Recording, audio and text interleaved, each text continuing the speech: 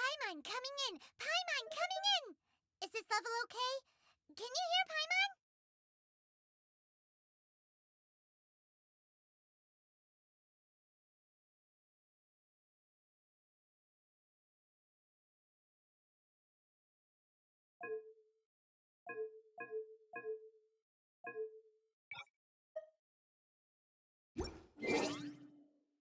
It's called being a freelancer. Old folks just don't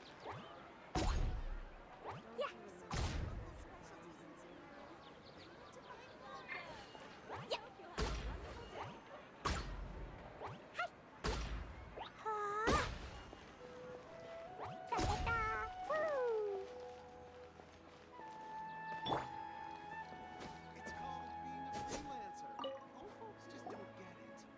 Perfect.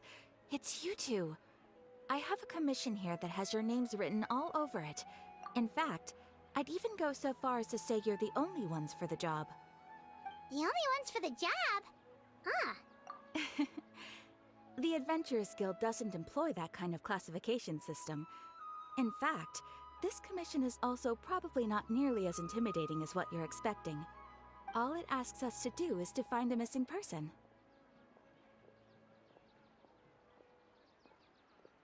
Huh? Then why did you say we were the only ones for the job? I came across this commission while reviewing our backlog not too long ago. It seems simple, but our records indicate that over a dozen successive efforts to complete it have all ended in failure, despite attempts by several accomplished and renowned adventurers.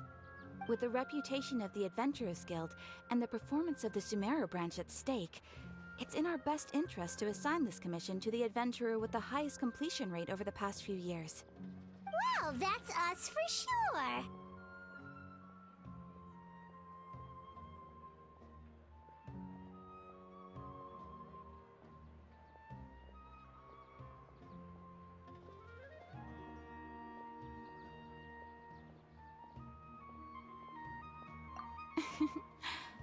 All I'm asking is for you to give it your best shot.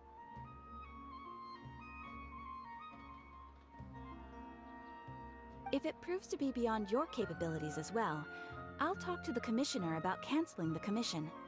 Okay, so who are we looking for? And what is it about this commission that's made it so hard to complete?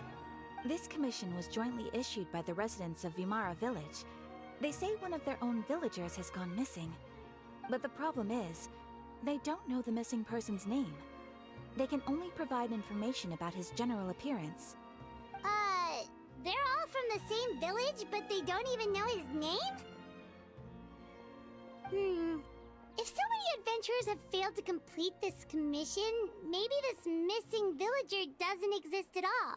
Could it be some sort of a prank or something? Unlikely. Several villagers came by to issue the commission, and judging by their appearance and tone of voice, they seemed incredibly sincere. It certainly didn't seem like a joke to them. Besides, putting up a commission requires a processing fee. There aren't many upsides to a prank that costs Mora to carry out. In any case, it would probably be best to go to Vimara Village and ask around first. The Adventurers Guild does have some information on hand, but I would say anything you can learn directly from the villagers would be far more reliable. The best way to avoid misdirection is to go to the source. Alright then, let's go! Paimon's starting to get really curious about this whole thing.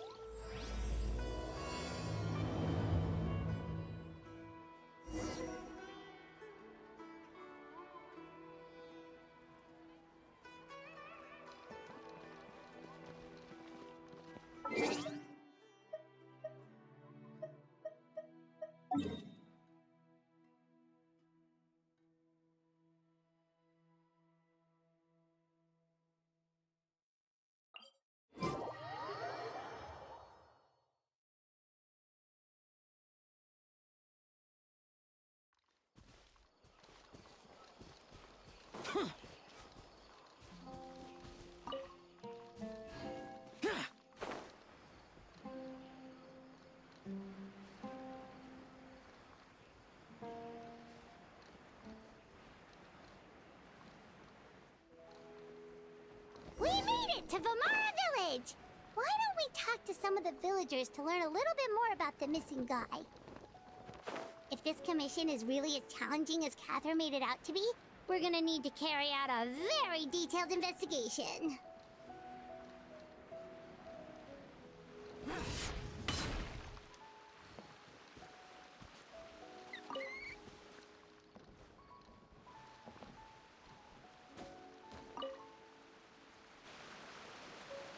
Hello there. You looking to buy something? I do business. Oh, no, we're adventurers. Catherine sent us to look into a commission here in Vermara Village. Ah, so you're here about that then. Ah, you're not the first, that's for sure. We've certainly made a lot of trouble for you all. To be honest, we aren't holding out much hope. Many adventurers have made their way out here, confident they'd be able to help us, only to leave soon after with nothing to show for their efforts. We've pretty much had it up to here in questions, and the area around the village has practically been overturned in search of clues. But no one has been able to make any headway. So, this person we're looking for, what's his name? Where did he live? Does he have any relatives? I don't know. I really have no clue. I couldn't tell you. Okay, guess you are really sick of answering questions. I'm sorry, I didn't mean to sound short with you. I was actually just giving you my answer to your question. I know it may seem like we don't have anything to offer by way of information, but I promise you, we all have a very strong impression of him. When you live in the same village as someone, you develop a lot of memories together, you know? We just don't know the specifics. Maybe we did at one point, but that information is long gone by now.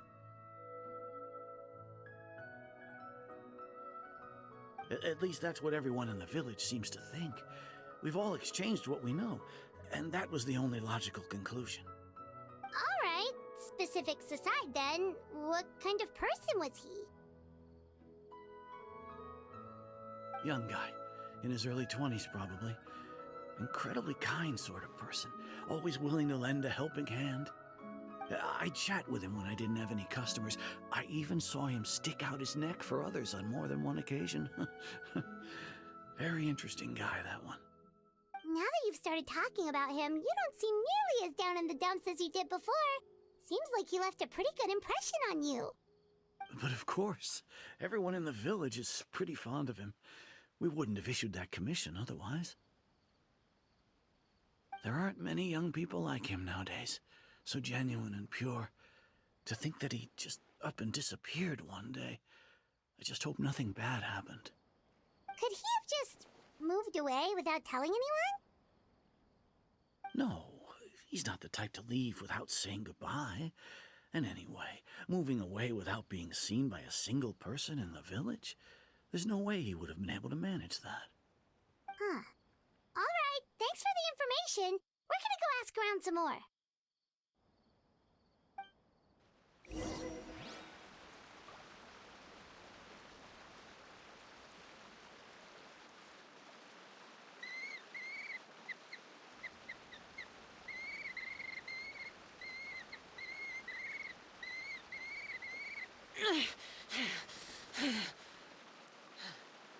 Those memories.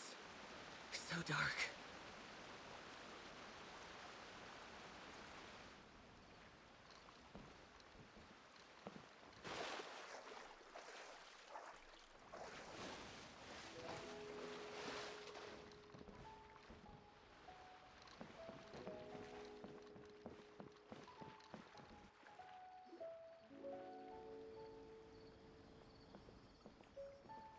It's the guests I hear.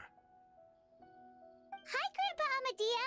We're here to help you look for the guy that's gone missing. Ah, so that's what brings you to these parts. Coming all this way for our sake. That's so very kind of you. With your help, I trust that young man's case is in good hands. Could you tell us a bit about him? Of course. I'm happy to help any way I can.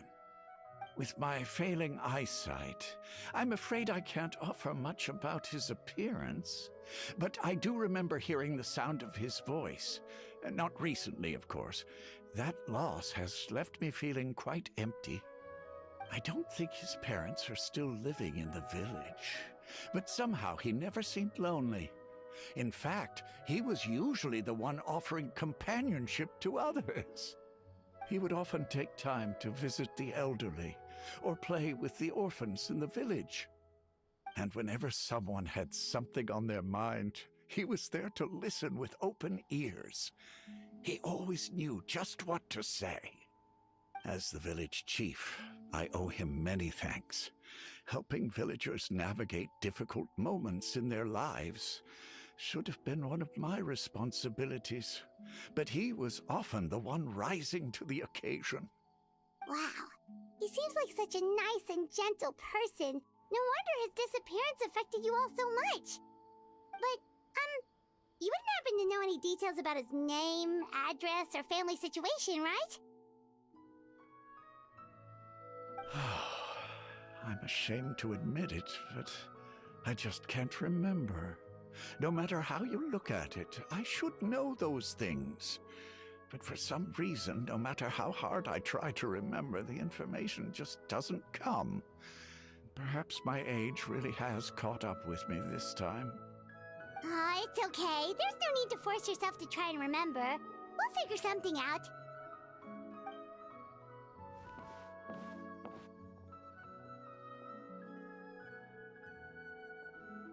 Well, Traveler, what do you think?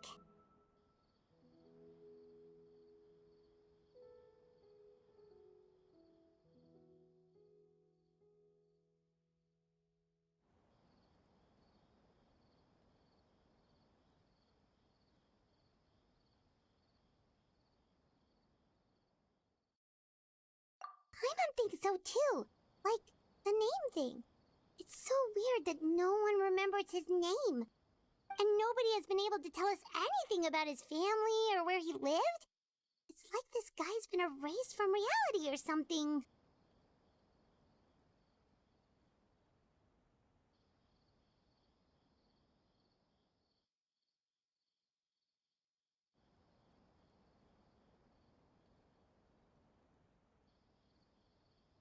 Wait, so you're saying it's not that he's been erased, necessarily, but more like he never existed to begin with?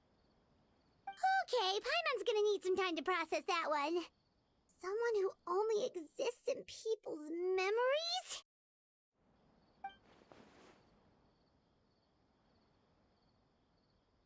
You two are the adventurers who just arrived, right? You're here for the Vamara Village Commission? Yep, sure are. We were just looking into the case. I'm so glad to hear that. Thank goodness you haven't given up. I've been so worried the Adventurers Guild might cancel our commission. My name is Atosa, by the way. I grew up here in Vamara Village. Anyway, I just wanted to say, please keep searching for a missing villager. I'm begging you. You have to find him. Yeah, no need to worry. We'll give it our best shot. So, were you close to the missing villager? Are there any leads you can give us? I'm not sure this counts as a lead, but follow me. There's a place I'd like to show you.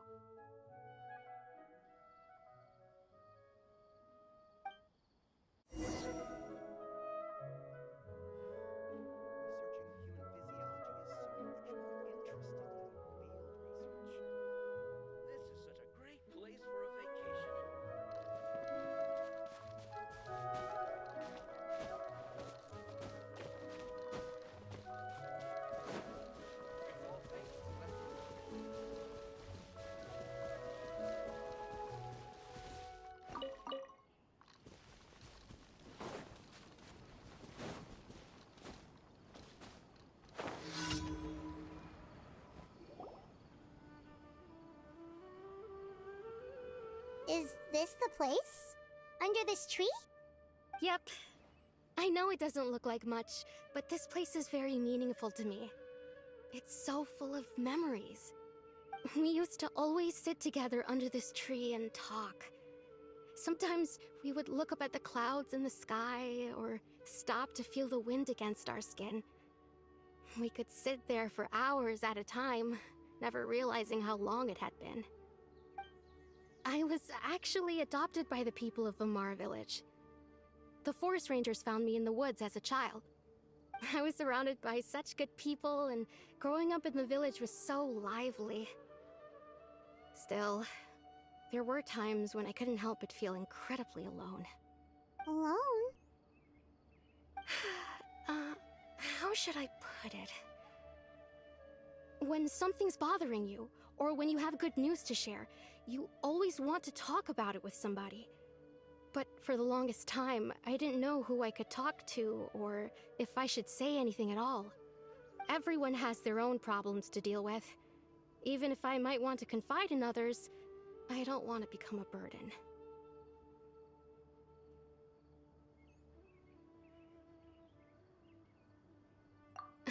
Really? You know exactly how I feel?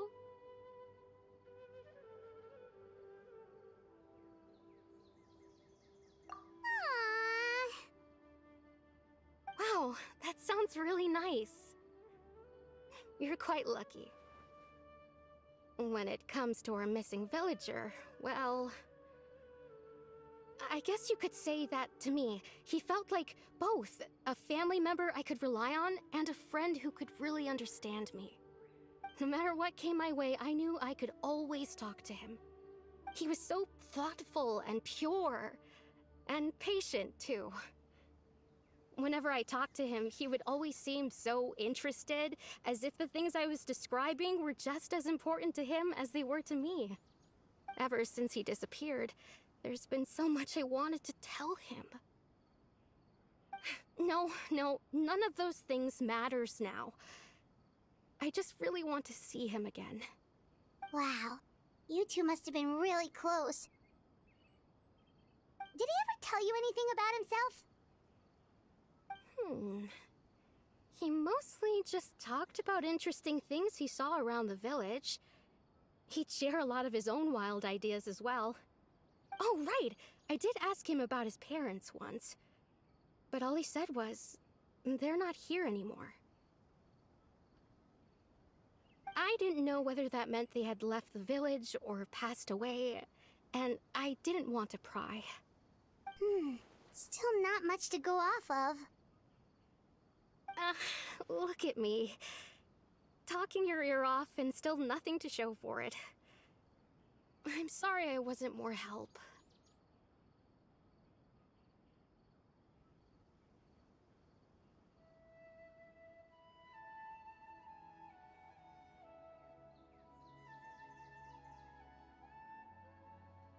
The last time I talked this much in one go was when we were still together. Come to think of it, every time we talked, it always seemed to be around dusk, just like right now. Time always passed by really slowly. Even when it felt like we'd been talking for hours, the sun would still be at the same position in the sky. Well, time always seems to pass slower when you're relaxed, right? What's wrong, Traveler?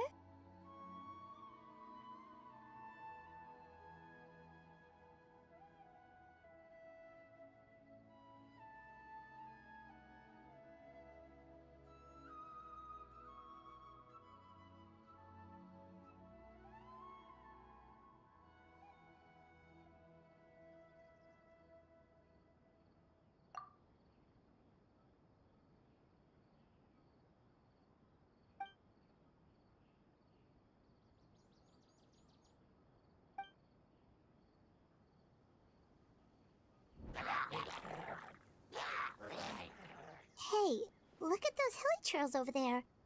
Doesn't it seem like they're acting a little strange?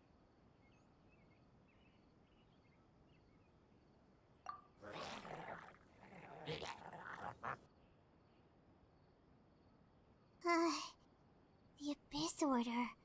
Could they be the ones behind all of this?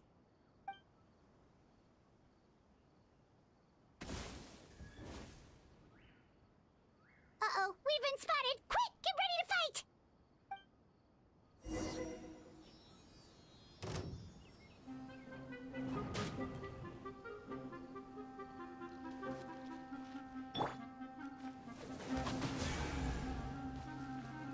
Adventure time!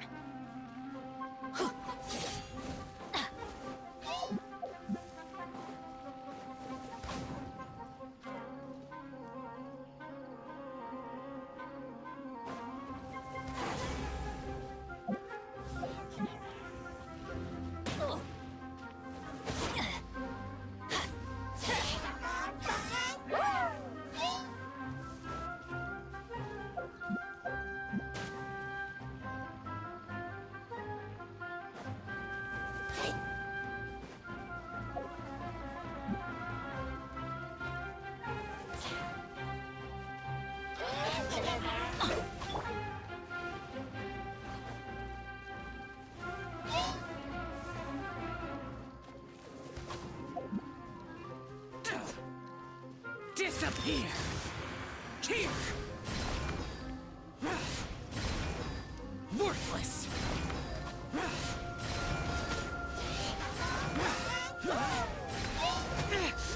Shut it! Here!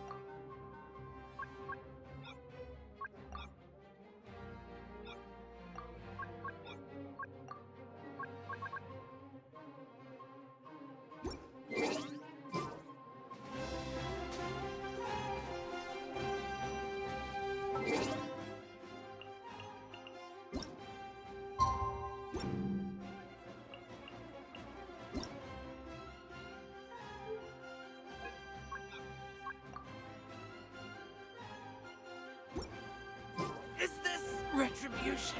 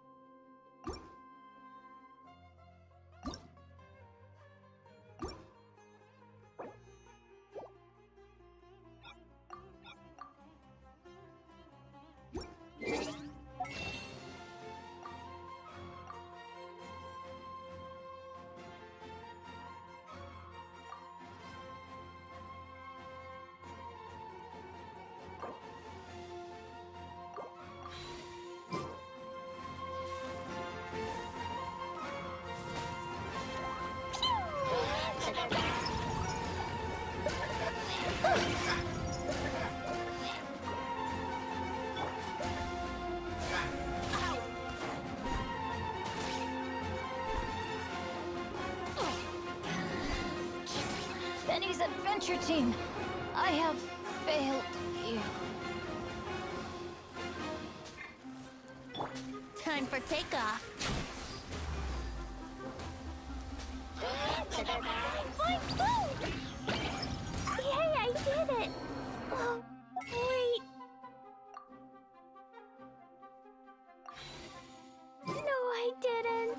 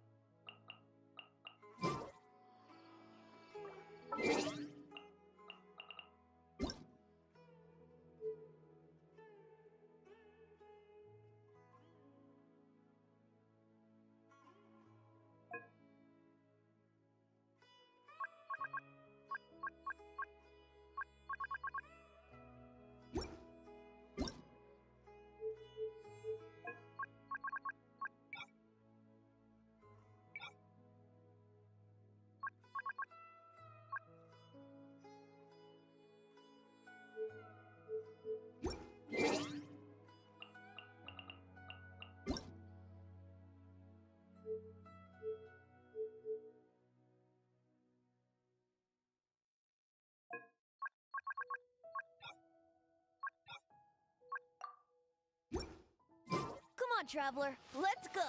The world is full of lost ballads just waiting for you.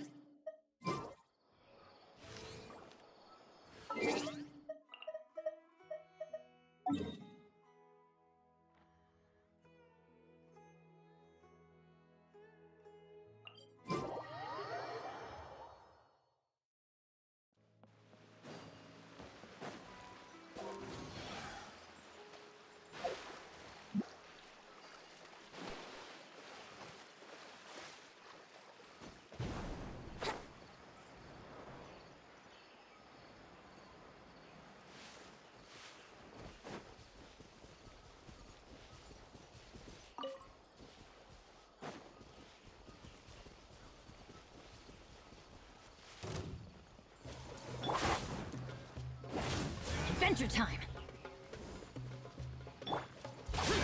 Useless!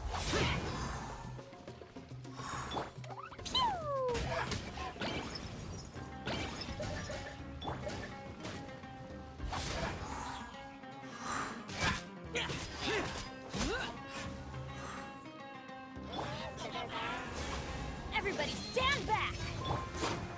Think you can get away? Brace yourselves!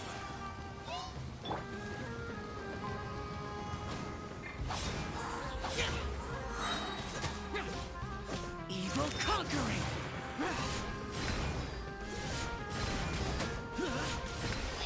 Here!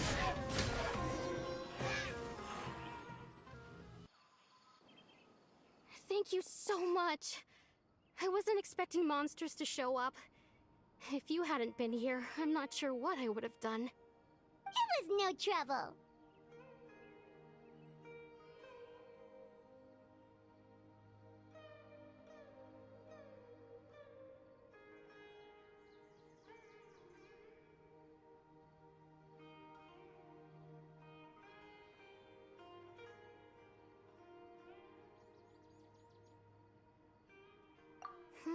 Now that I think about it, the hilly trolls around Vilmara village have been a lot more active lately.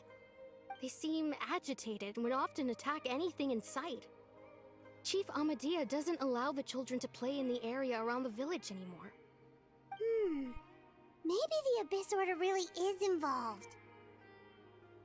Well, we should head back and check out the situation in Vilmara village just in case. If the Abyss Order is plotting something, that could spell trouble for the villagers.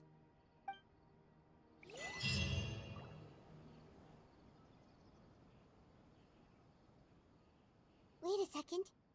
The person... It's Dainsleif!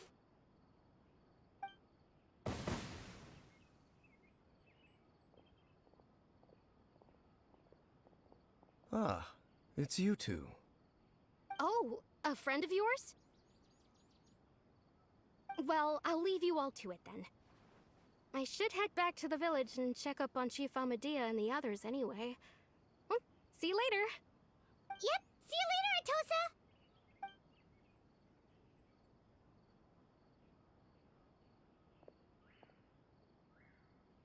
Why do you always have to pop up out of nowhere like that? Is it your life's mission to jump scare us or something? It's hardly personal, or intentional for that matter. As long as you and I are both in pursuit of the Abyss Order, we're bound to cross paths. Ah, so you're here to investigate the Abyss Order then. That would explain the monsters you were fighting just now. Naturally. Hold on. Are you not here for the same purpose? No matter. It may have taken you a while to catch on, but I'm sure you've also realized by now that there's something strange about this place. The Abyss Order is most certainly planning something in this area. Or worse, their plan could already be in motion. So you think the Abyss Order is behind the hilly trail activity in the area? As things stand, I highly doubt that is their primary motive. I would imagine the increased hilly trail activity is merely a byproduct of whatever it is they're really trying to accomplish. Still, the hilly trail activity is causing a lot of problems for the people here. We should stick around for a while and protect the village, don't you think? The best way to protect them is by figuring out what the Abyss Order is truly planning. That is how we prevent further tragedy.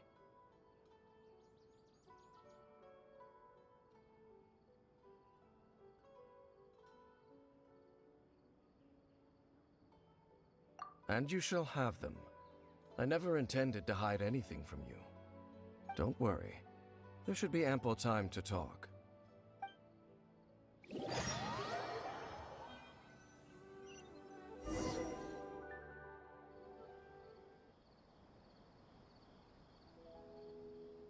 Ah. So that was the commission that brought you here to Vilmara village. Someone who seems to only exist in people's memories. That is indeed quite intriguing. I would agree that it's unlikely you have a simple missing persons case on your hands. However, Any possible connection to the Abyss Order is still unclear. It appears all we have by way of clues is increased hilichurl activity, and that is certainly not much to go off of.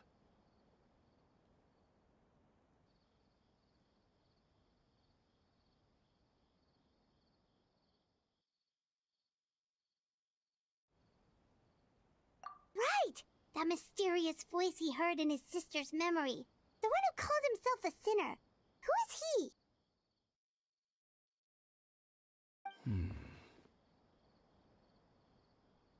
Traveler, let me ask you this. Do you believe your sibling to have betrayed you?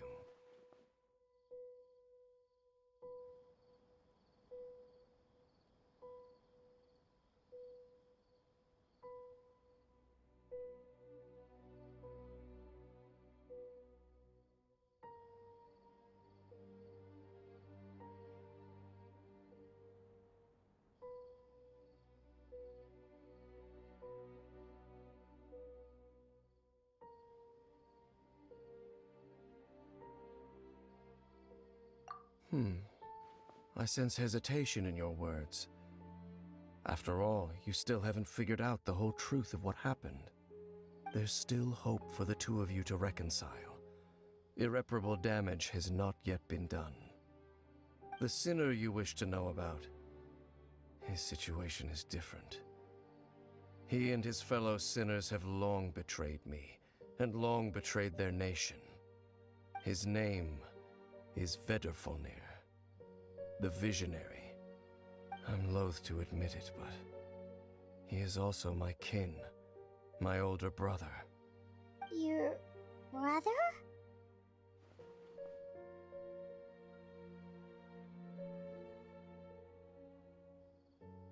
There were 5 of them, the 5 sinners of Khaenri'ah.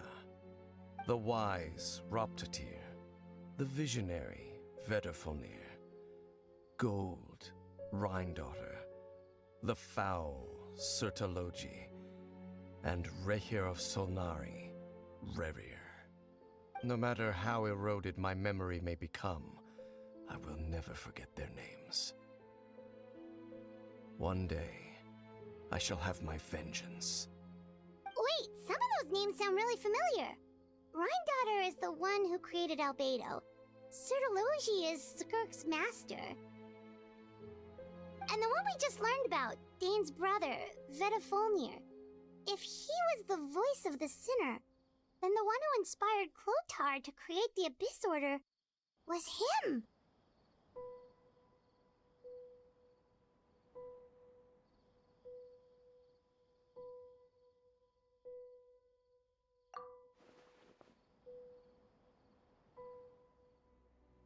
They were once people of great esteem in Khaenri'ah, those who carried the hopes of the nation. They were the best of their peers, outstanding in their respective fields. 6 of us, together. We should have been the ones to prevent the disaster, the ones to stop the Vinster King from continuing to rock the foundation of the world. Yet, deep within, the 5 of them craved something more. They could not resist the call of the Abyss, and divided among themselves a power that could destroy the world.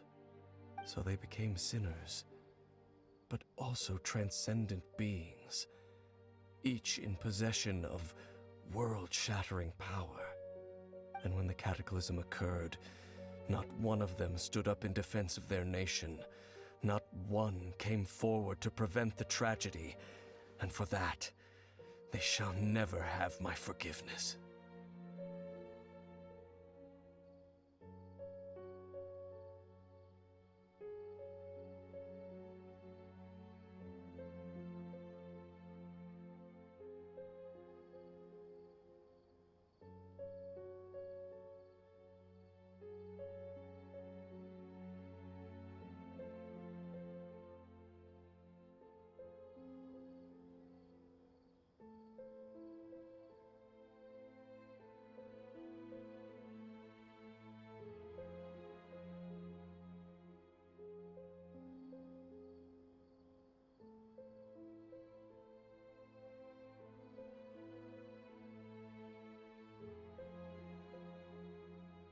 Indeed.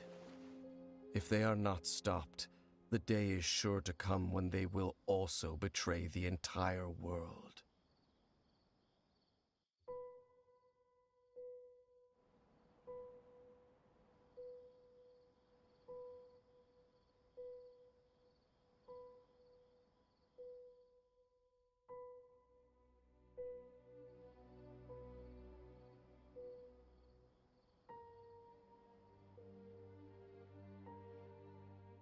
Of course. As I said, I never intended to hide anything from you. So, Dane, what have you been looking into all this time?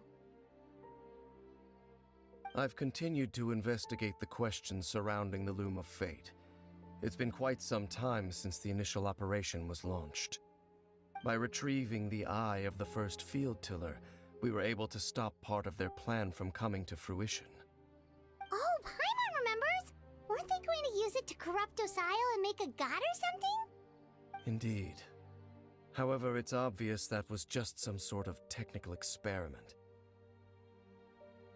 The eye was integral to their plan, yet somehow, despite failing to obtain it, they've skipped the experimental phase and found some other way to keep moving forward. There are many signs pointing to that effect. Then, what should we do? It's not too late, is it? Our most pressing concern is to determine the purpose of the Loom of Fate. From there, we'll be able to deduce the Abyss Order's true objective. Based on the intel I've gathered so far, I suspect the Loom of Fate is related to the ley lines in some way. The ley lines?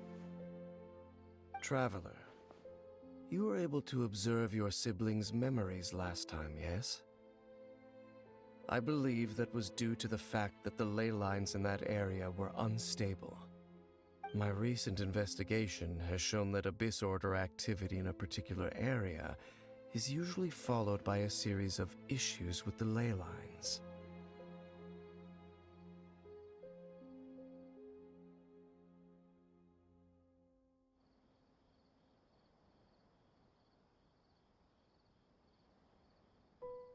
Wait, then our commission here in Vimara Village.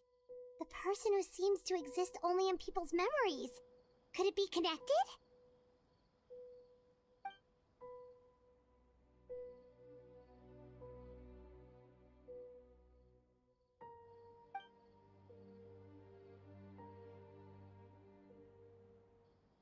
It's certainly possible. I'll join your investigation tomorrow.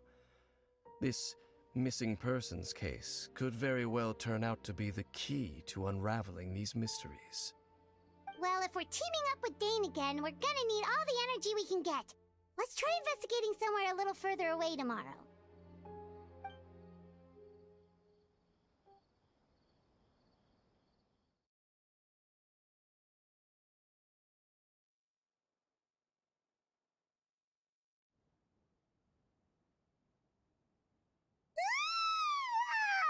So tired. Paimon used way too much brain juice yesterday.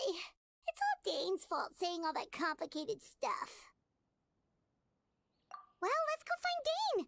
We've got a lot to do today.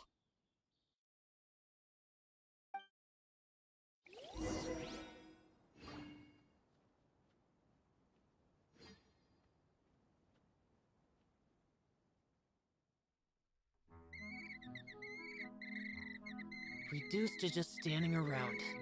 How absurd. For a vacation. Let me just take a few more days off.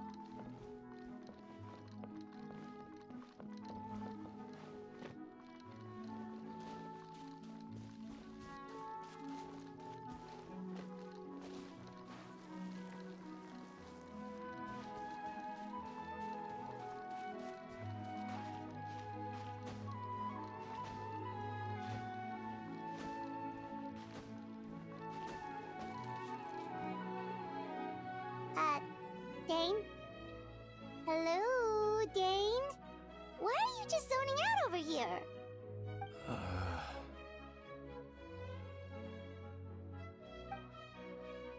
Did something happen?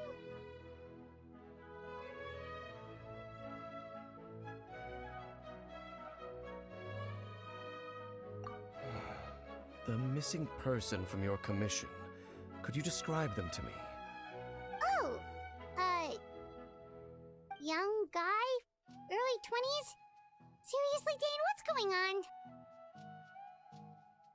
There appear to be certain memories in my mind that weren't there before. Memories of him.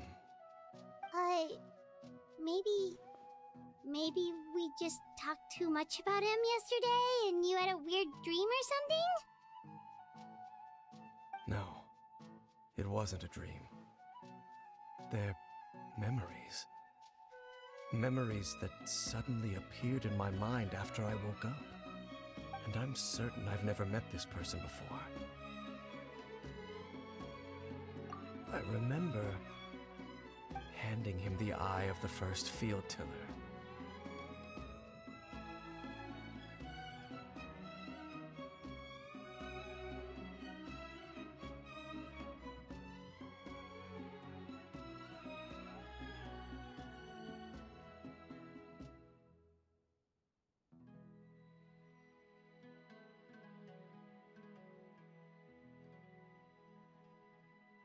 What? Okay, so this missing person definitely has something to do with the Abyss Order then! Indeed. And it appears he possesses the ability to implant memories into the minds of others. Wait then. All the memories the villagers have of him, could they be fake too? Maybe they never knew him at all. But why would he do something like that? Whatever the Abyss Order is planning, an important truth has been revealed to us this morning. What sort of truth? That their goal is still to obtain the eye of the first field tiller. They haven't stopped searching for it. I am the only person who knows its location. Perhaps implanting that particular memory was an attempt to interfere with my mind in some way.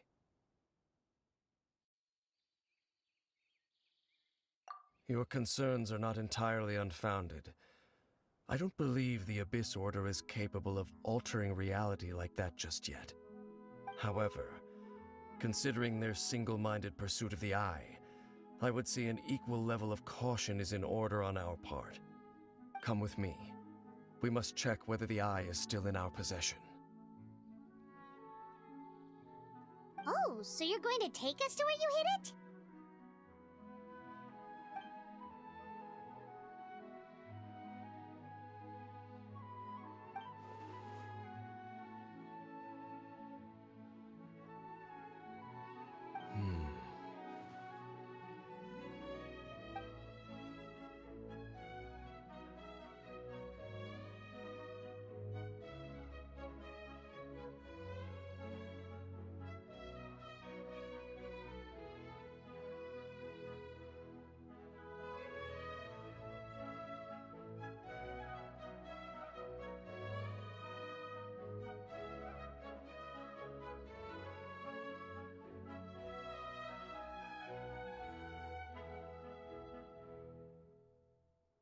Of course.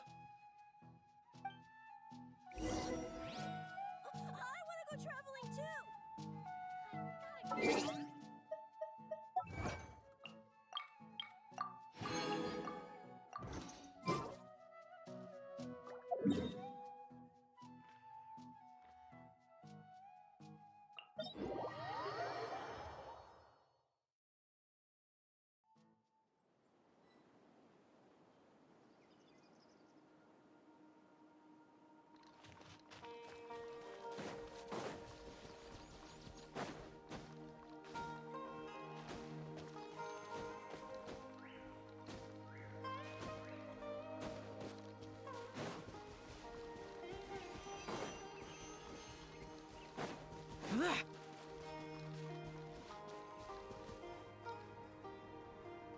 So you hid it way out here?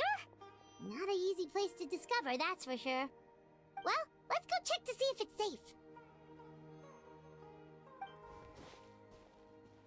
Traveler, Wait.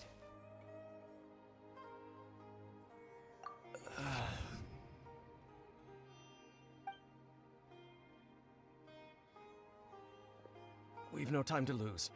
Let's head inside.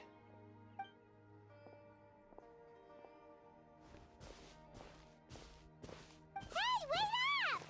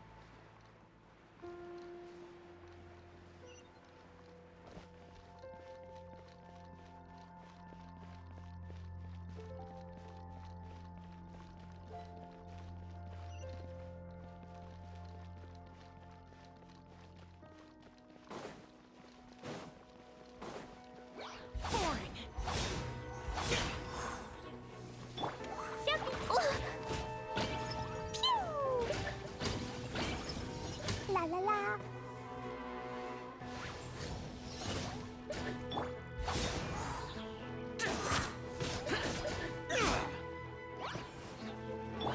Teamwork is dreamwork! Disappear!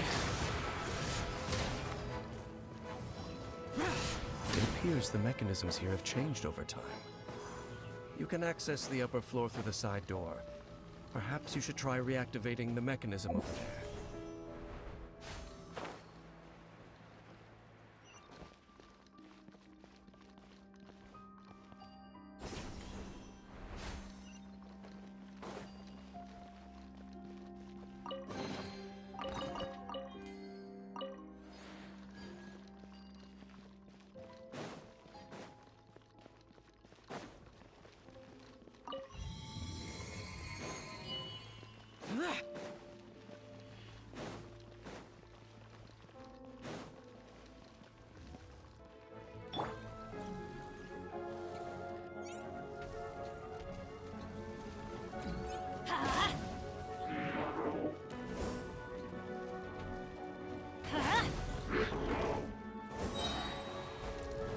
Adventure time! I'm going in! Sparks and flash! Jumpy jumpy go! Da da da!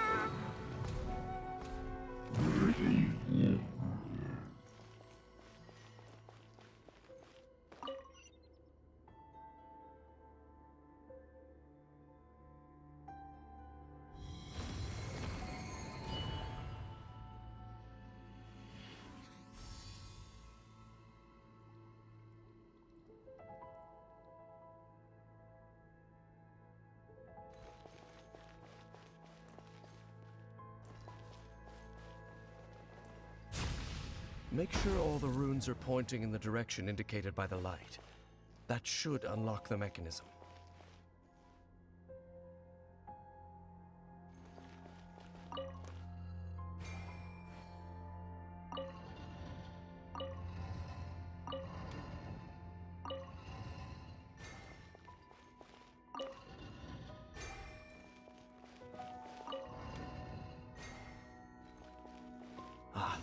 The door's open. Let's go. Our destination is just up ahead.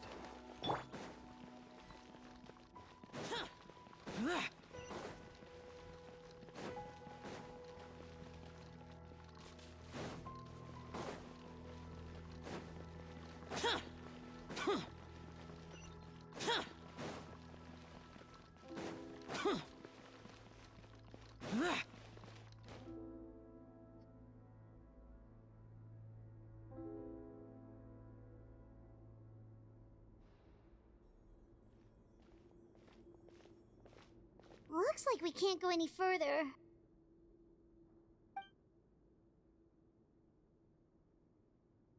Be on your guard. I sense the presence of the Abyss. It's the Abyss Order! They're here!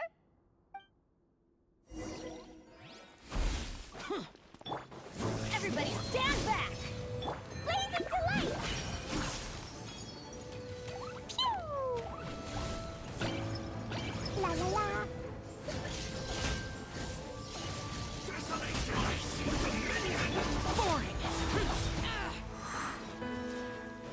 Off we go! Ha! Teamwork is dreamwork! I will conquer it! Here!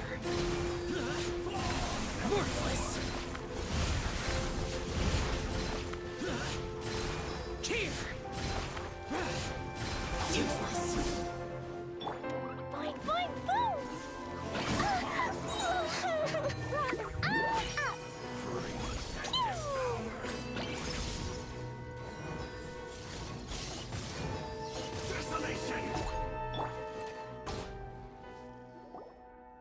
Just as I suspected. The false memories were a trap. The Abyss Order just wanted to follow us here. Now that they're in the vicinity, we should have a chance to see... Dane? What's wrong? Can you feel that? There's been a disturbance in the ley lines. It must be the work of the Abyss. Wow, you must be really sensitive to that sort of thing. Paimon doesn't feel it. You too. Do as I say. Use that mechanism over there and leave this place. The Abyss Order is putting something in motion. If you return to Vimara Village, I suspect you might finally have the opportunity to locate the missing villager. Just think of it as a way to divide and conquer.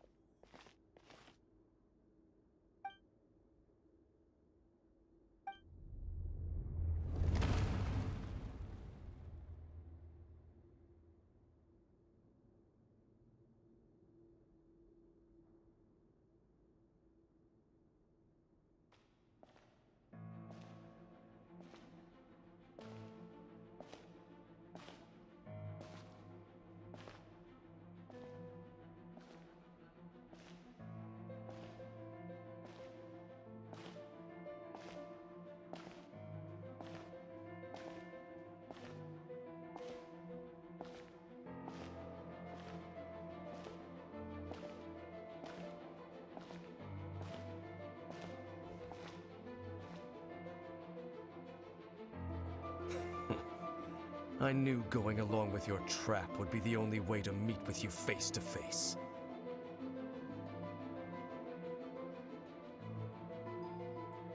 You risked your safety and that of the Eye? That's quite the gamble, Dainsleif. But I believe that I am the one walking into a trap laid by the Twilight Sword. So you came here all on your own? What about those followers of yours? When the Twilight Sword is prepared for battle, any army I could send would only be marching to their doom. Better that I face you alone. I know you must have a lot to say, but if it's a conversation you want, you'll have to defeat me first.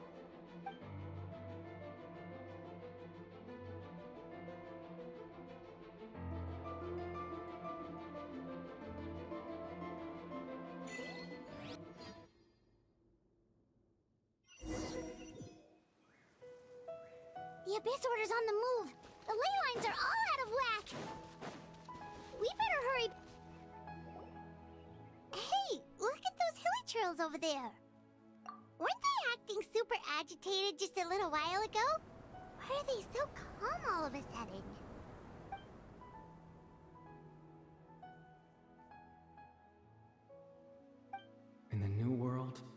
bade farewell to the shrouded sun.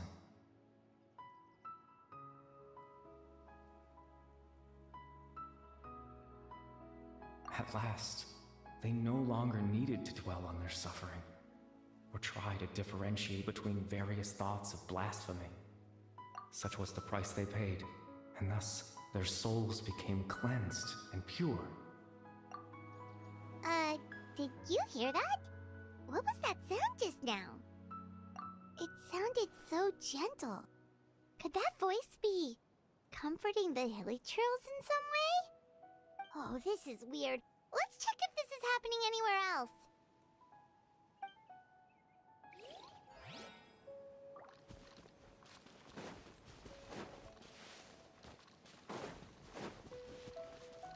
Looks like the same thing is happening over here too.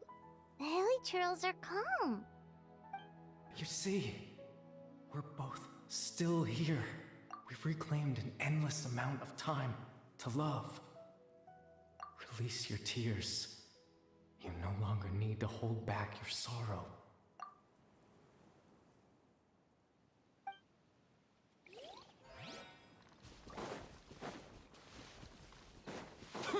Over there. It looks like they're sleeping.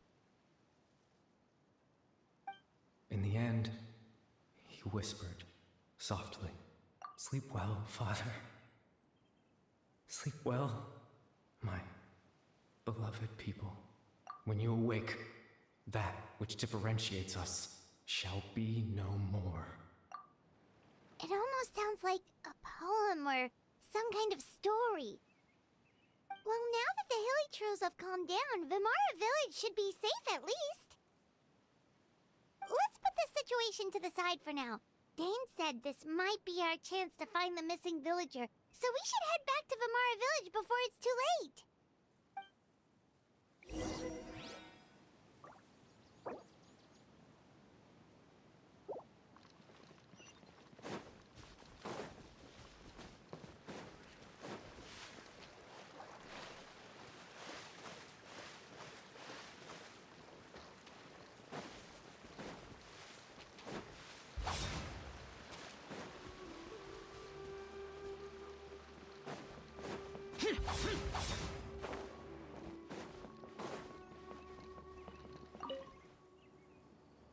Grandpa Medea, is everyone all right? The Abyss Order seems to be up to something nearby. The Abyss Order? This is the first I'm hearing of it. Thank you for your concern, but as far as I'm aware, it's been business as usual here in the village. Well, that's good to hear. Oh, also, you didn't happen to come across any clues about the missing villager while we were gone, did you? Someone's gone missing, you say? Who would that be? Huh?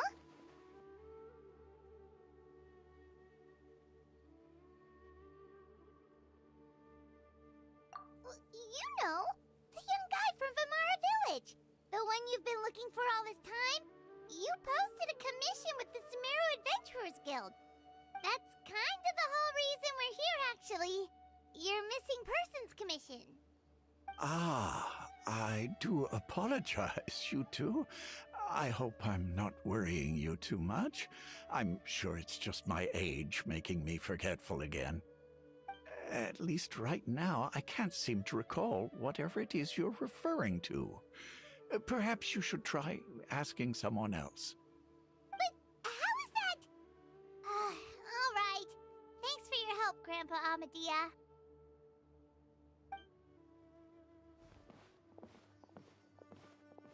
Something's definitely not right.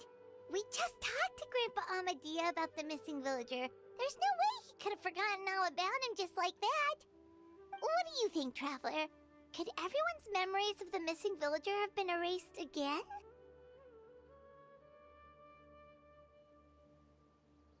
You're right. We should narrow down the possibilities first. Let's go ask someone else then.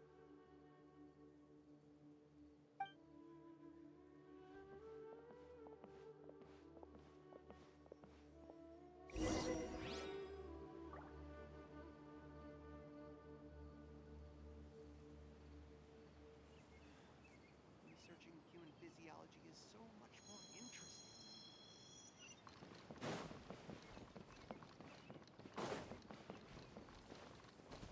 This is such a great place for a vacation.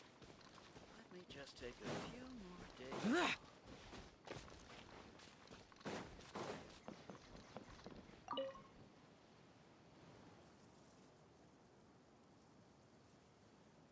Someone's gone missing? Who? Just as expected. That guy you said a bunch of nice things about earlier? The one you always used to chat with. He's around 20 years old, and you said he was a kind, warm-hearted person? Oh, I know who you're talking about. Really? You remember? There aren't many young people who've earned that kind of praise from me. If you're certain that's what I said, then there's only one person who fits the bill. No doubt about it. But why'd you say he's gone missing?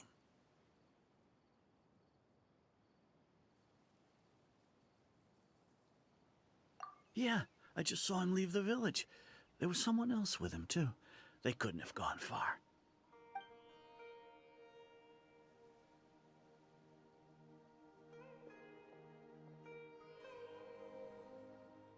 Strange. Bayram seems to remember him. And apparently he just saw him? Do you think maybe it's not that there's something wrong with people's memories, but that we've somehow returned to a time before he went missing?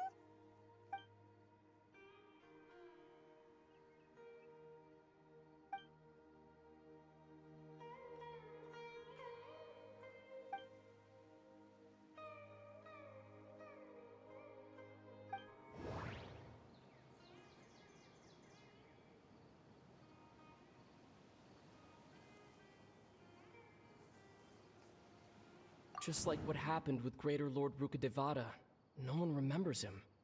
Because there's been a change. No, Bahram still remembers him. He just forgot about the fact that this person went missing.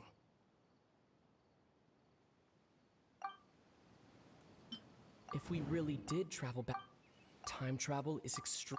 If we really did, if this person only... Right! Paimon totally forgot about the ley line disturbances. We're in someone else's memory. Just like how you entered your sibling's memory last time. That would also explain why we seem to be at a time before he went missing. It's a memory after all.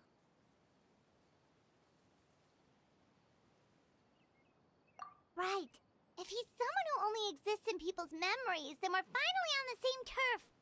But didn't Bayron just say that he saw him leave the village with someone? Where should we go look for him? Who knows how long this ley line disturbance is gonna last? We might not have that much time, and we don't even know whose memory this is.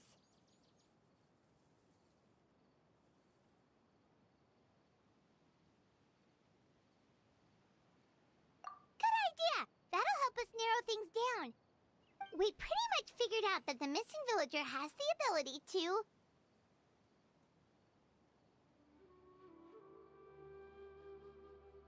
Right! That! Could we try to figure out more about him using what we know of his ability? Like, does it maybe leave a trace that would somehow give him away?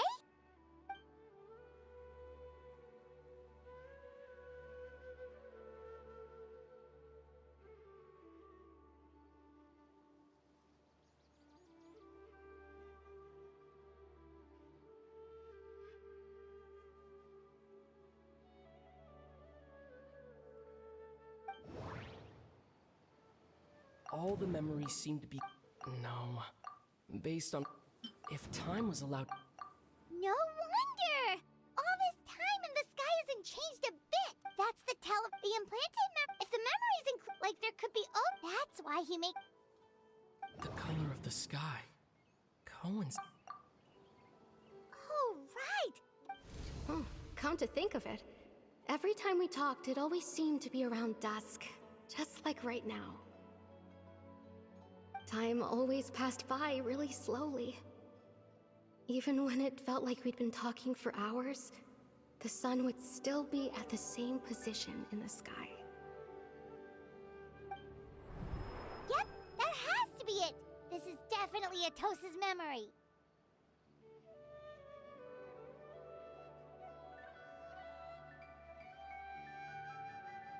Yeah, that's where they'll be.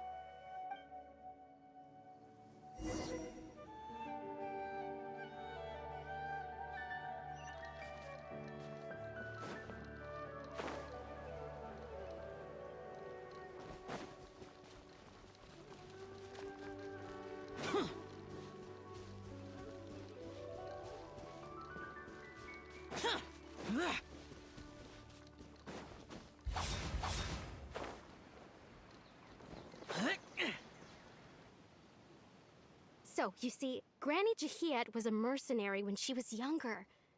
She just talks like that out of habit. She's not trying to scare the children on purpose. Oh, there I go again. Always talking about my own things. Do you maybe have anything you want to share? It's okay if you don't. You could also just talk about what you think of me?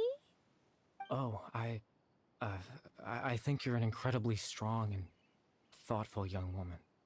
You'll meet many amazing people and live a very happy life. You won't miss someone like me. Huh? Are those your friends over there?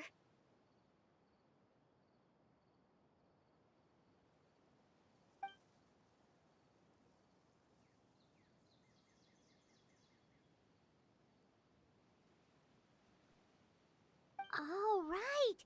This version of Atosa hasn't met us yet. Friends? I guess you could say that. It must have taken them a lot of effort to find me. So, I should see what they need. I'm sorry, Atosa. We'll have to continue this conversation another time. Another time, huh? Yeah, okay. I'll head back to the village then. Talk to you some other time.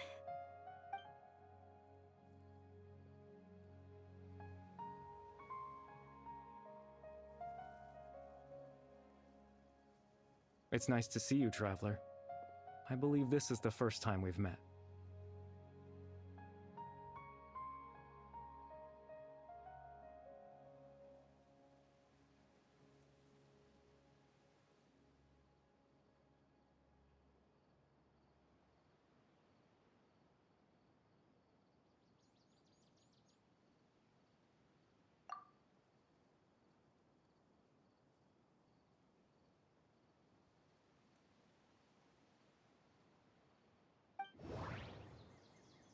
The founder of the Abyss Order. No. Born into You're Kari Bear Alberich. Oh. You know me? That's quite the surprise. I don't believe I've met you before. Oh, I see. It was the memory, wasn't it? Your sibling's memory. You saw the me from back then. This is Atosa's memory. I came here to say goodbye to her. But I suppose I'll just leave her a message instead. Come, let's find somewhere else to talk.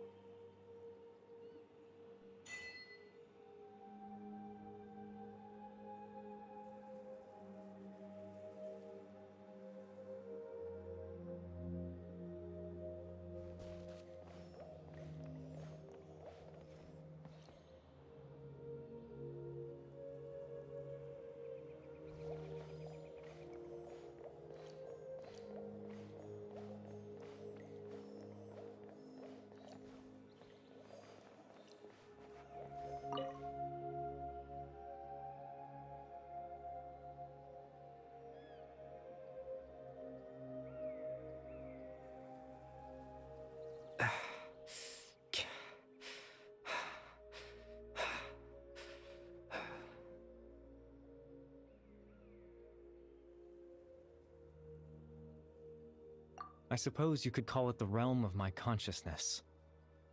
I'm someone who no longer exists in the real world, after all, as you well know.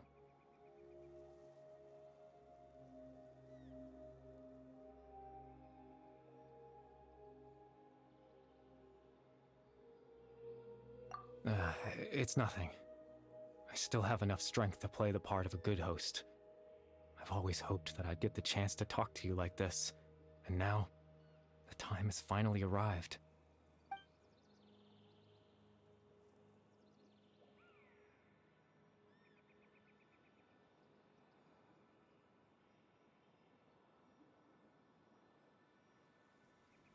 Extreme sorrow and pain. Hope and regret coursing through your veins. And a degree of abyssal power that defies comprehension. Father told me that once I possessed all those elements, I would become the loom of fate. But, despite his intentions for me, I never truly became the loom of fate. I was merely used as a means for its construction. In truth, I died the moment I set everything in motion. The person you see before you now is nothing but a remnant of consciousness left over within the loom of fate.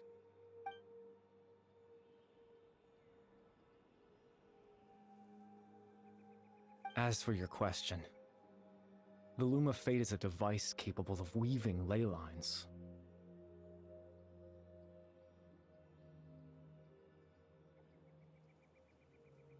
In its primitive form, it can only be used to create and implant memories. But, as more of it is completed, its power becomes stronger and stronger, until finally, it has the power to weave real ley lines of its own. Once fully completed, the moment it gains the power to weave ley lines, it loses the lower level ability to influence memories. But it also becomes a tool that can change the entire world.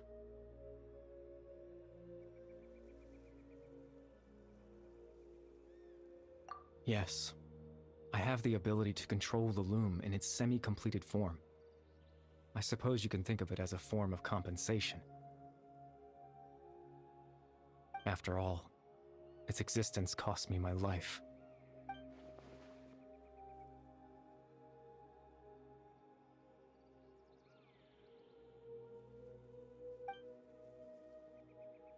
Ah, that.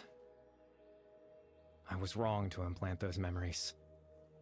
I'm sorry I caused so much trouble. Not only for everyone in the village, but for you as well.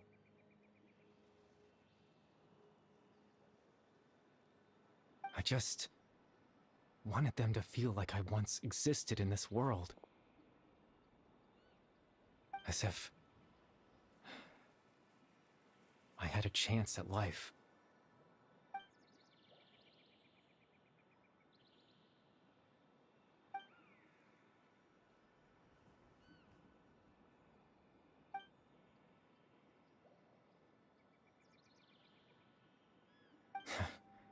I know what you must be thinking. Why would I do something so meaningless?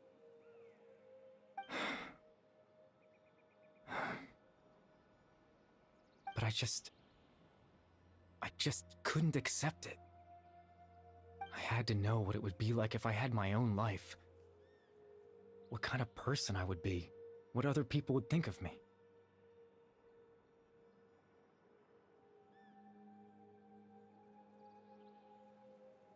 Chief Ahmadiyya, Baram, Granny Jahiyat, Atosa. What would it be like if I could live alongside them? No cataclysm, no curse. Just a quiet life in a peaceful village. I was curious, so I selfishly tried to have my own life. Even if that meant piecing together the version of myself that could have been. One memory at a time. I know it sounds stupid. After all, my life ended a long time ago.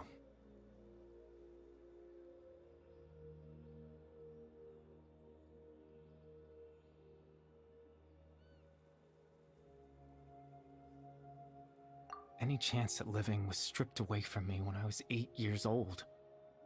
My consciousness left to mature in an illusory world of nothingness.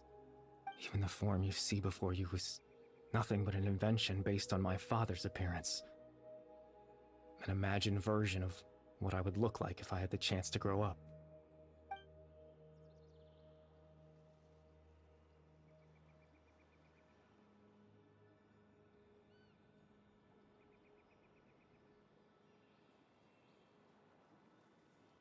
I know. But there's nothing I can do to make them find me. If I could exist in the real world, I would return without a second thought and surprise them with the suddenness of it all. But, well, that's not possible for me.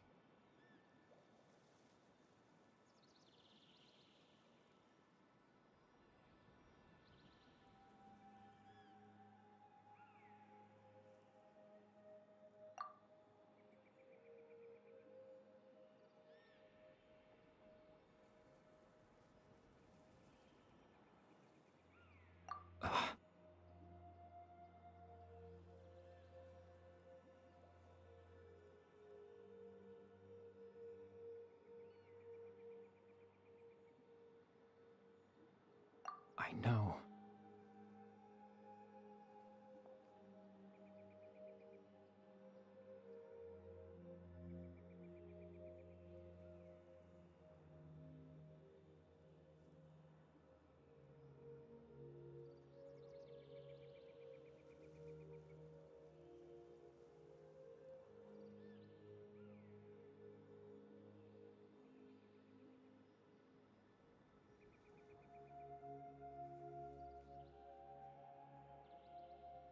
Captain Dainsleif.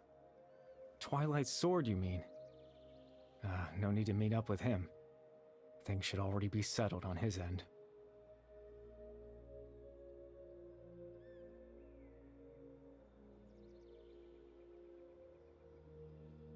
Exactly. As someone who could only exist in people's memories, the fact that I'm able to talk to you in my consciousness like this can only mean one thing. The Loom of Fate has already been completed.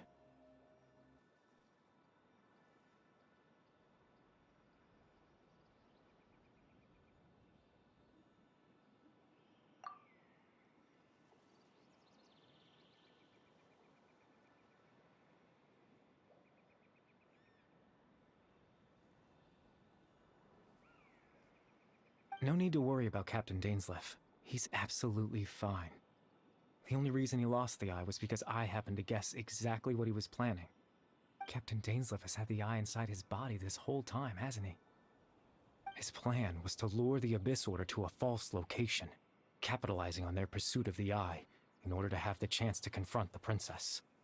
He would then hand the eye to you and tell you to take it away from that location. That way, Captain Dainsleif could accomplish his own goal and ensure the safety of the eye all at once. A very thorough plan.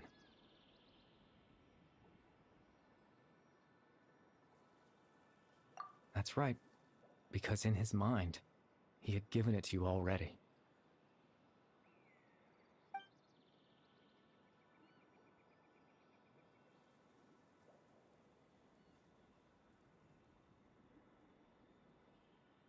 Before you two entered that false location. Traveler, wait.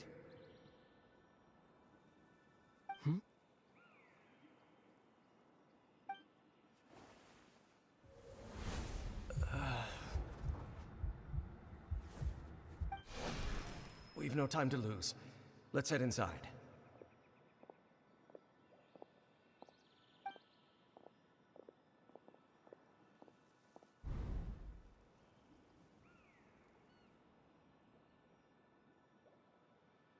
That was when I implanted the memory of him handing you the eye.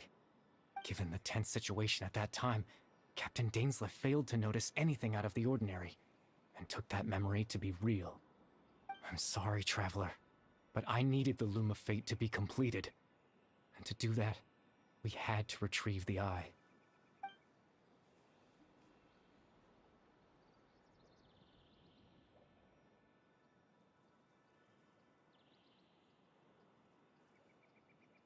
I promise I'm not trying to conceal anything from you, but I truly have no idea what the princess is planning.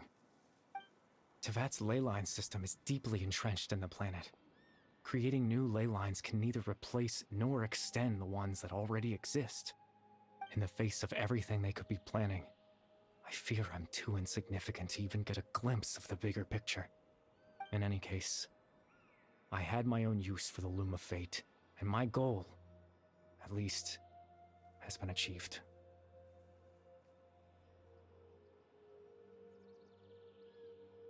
You remember my father, don't you? Clotar Alberic. I believe you saw him in your sibling's memory. After he used the power of the Abyss to restore consciousness to my hilichurl form, I suffered from an indescribable level of mental anguish. To comfort me, my father told me a story, that this was a fairy tale world where I had to take on the form of a little monster. That story managed to dispel my fears, even if just for a moment.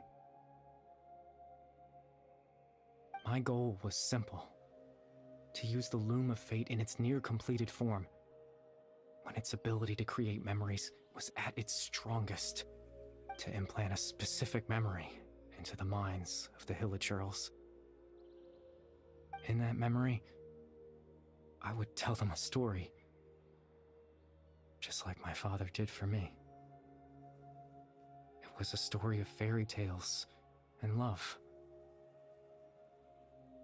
But more than anything, it was the story of us.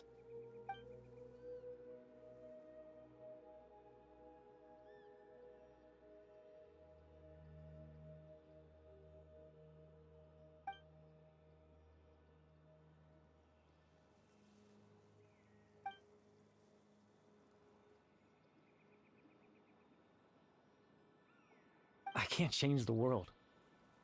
Not when I lost the very right to exist within it. Implanting those memories, that was the most worthwhile thing I could offer.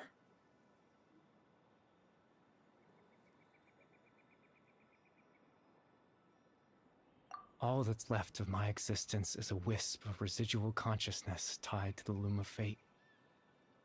In truth, that trace of my consciousness should have dissipated long ago. My goal was the one thing that allowed me to hold on all this time. But now, the bedtime story is finished. And it's finally time to rest.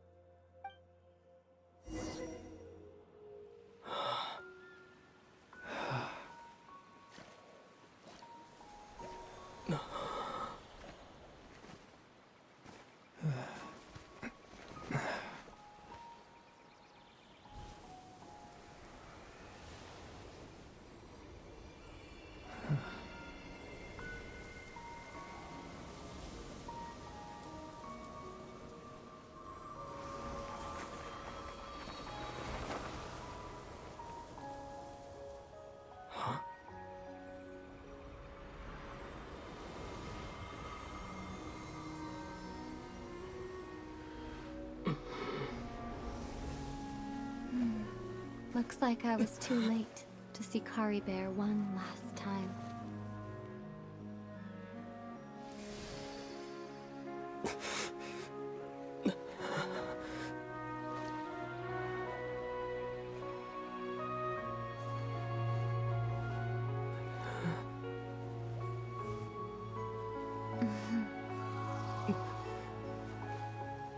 Kari Bear's consciousness is gone, and this space will soon disappear along with it. Neither of us belongs here. That's why we're not tangible. Were that not the case, I'd love to hug you too. Well, how about a conversation?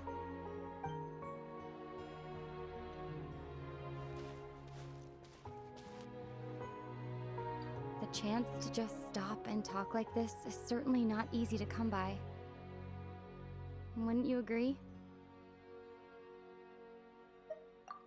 battle earlier was tough. The one against Dane, I mean. I didn't expect that after everything, he would still hesitate to raise his sword against me. Were it not for that, perhaps I'd still be no match for the Twilight Sword. Even after 500 years. The Loom of Fate, huh? I still haven't found a way to utilize it to its full potential. But there's still time before the heavenly principles awaken. Yes, for 500 years now, ever since the cataclysm in Conria, there's been no sign of activity. Not long ago, you witnessed the Hydro Archon destroy her divine throne. Yes? Such a flagrant disregard for the rules, and still Celestia took no action. I suppose that's proof enough of the Heavenly Principles situation. However, the Heavenly Principles will awaken. We just don't know when that will be, or what might trigger it. You could say that. Just look at Kari Bear. He was so pure and single-minded. The space we now find ourselves is a perfect representation of who he was. Quiet and peaceful. Even as a hilly churl, seeing the terrible sight within the mirror wasn't enough to taint his spirit. He brought comfort to the people of this world, even though he was denied the very right to be a part of it. So ask yourself this. Who was it that deprived him of that right to exist? Of course, that's only one example. My feelings about the Heavenly Principles are too complicated to explain in just a few words.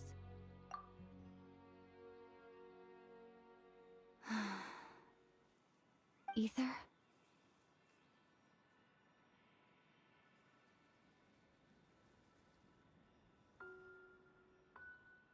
You're the only one in this world who calls me that. There's so much I wanted to ask you, but for some reason, I'm not interested in asking those questions right now. There's just one thing I have to ask. One thing I could never understand. Why?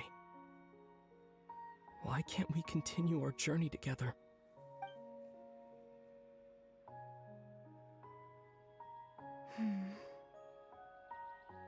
At the end of my journey, I arrived at a place known as the Sea of Flowers at the end. Do you remember? A long time ago, when we traveled between worlds together, you told me you wanted to find a place in the universe where that one flower was in full bloom. To have a place like that suddenly appear before me. Well, would you think of that as a coincidence? You mean... I miss you too, Ether.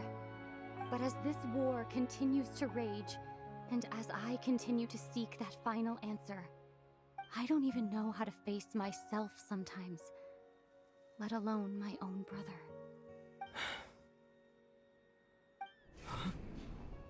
What's going on? This space has lost its tether. I doubt it'll be able to exist much longer. In fact, aside from our inability to physically interact with each other, there's something else you should know about this space. With Kari Bear gone, we won't be able to remember anything that happened here. Everything in this space will be wiped from existence, including all memory of our reunion. You're only telling me this now?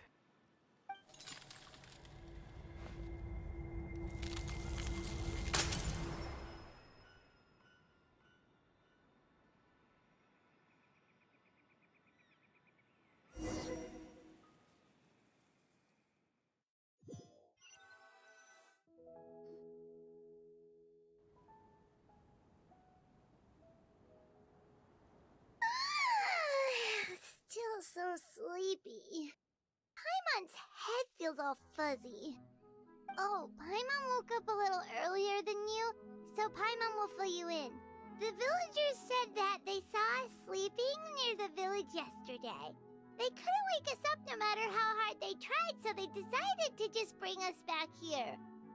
Oh, and Dane came by just now. It looked like he was injured.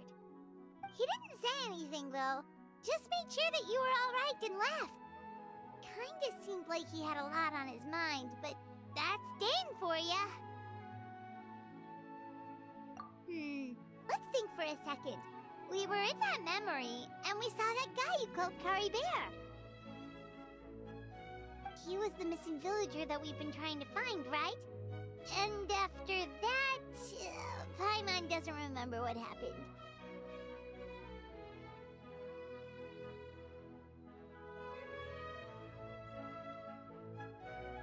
Wait, really?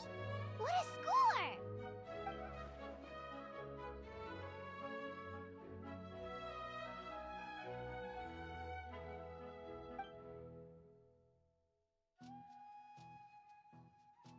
Well, what happened after that?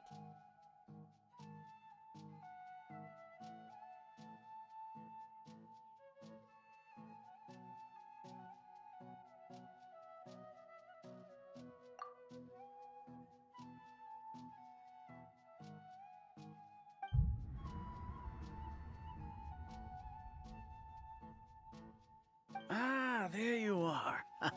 Sleep well? Bayram, you sure seem happy. Did something good happen? Something good? Huh. Wasn't anything good or bad, I'd say. It's just that, well, the village organized another search party yesterday.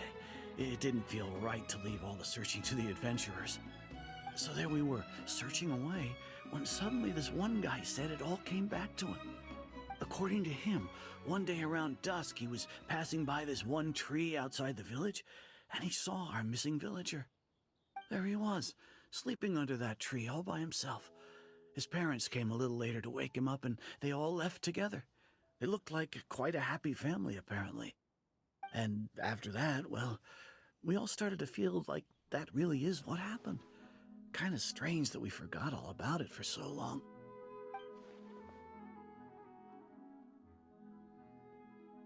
Oh, and we also remembered his name, Kari Bear.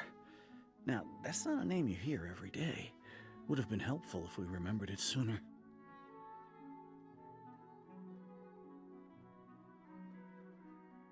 Well, I hope he's happy wherever he is, and we're all relieved now that we know what happened. Seems like everyone thinks Kari Bear left the village. That's probably for the best. At least they have some sort of explanation now.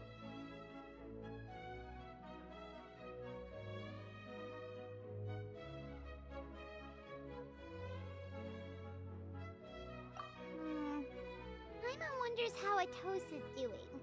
Maybe we should go check on her. If she hasn't remembered like everyone else, we can tell her what happened. Paimon didn't see her in the village just now, so she's probably at the tree. Come on, let's go talk to her.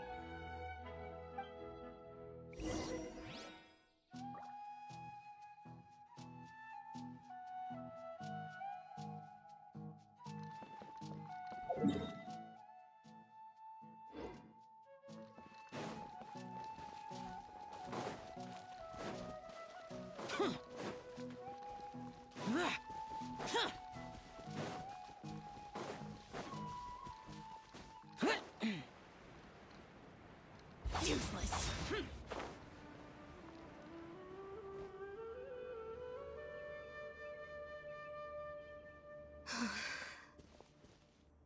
Atosa, how's it going?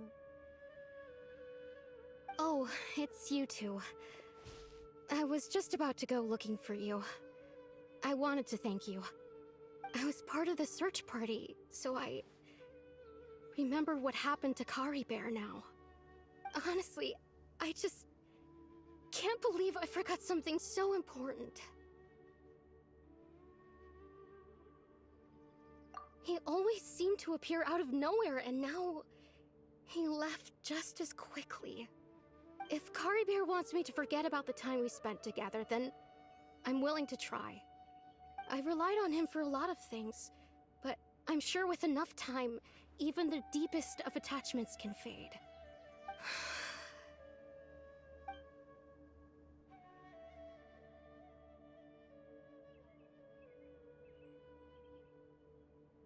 Okay, I'll admit. I'm just putting on a brave face. I was dumped, wasn't I? Otherwise, why would he just leave like that without saying goodbye?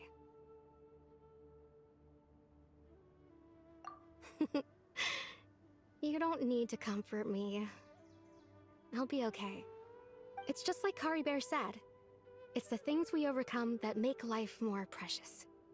And you know, if he has a heart, maybe he'll come back and see me one day. Anyway, thanks for all your hard work, you two. I promised I'd help Granny Jahiet with something, so I should head back. Goodbye! Well, that should be it, right? Everyone's lives can go back to normal now.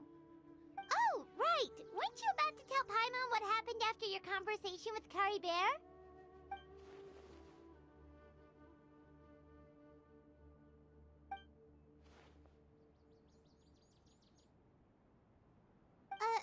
A picture? Where'd that come from? Let Paimon see!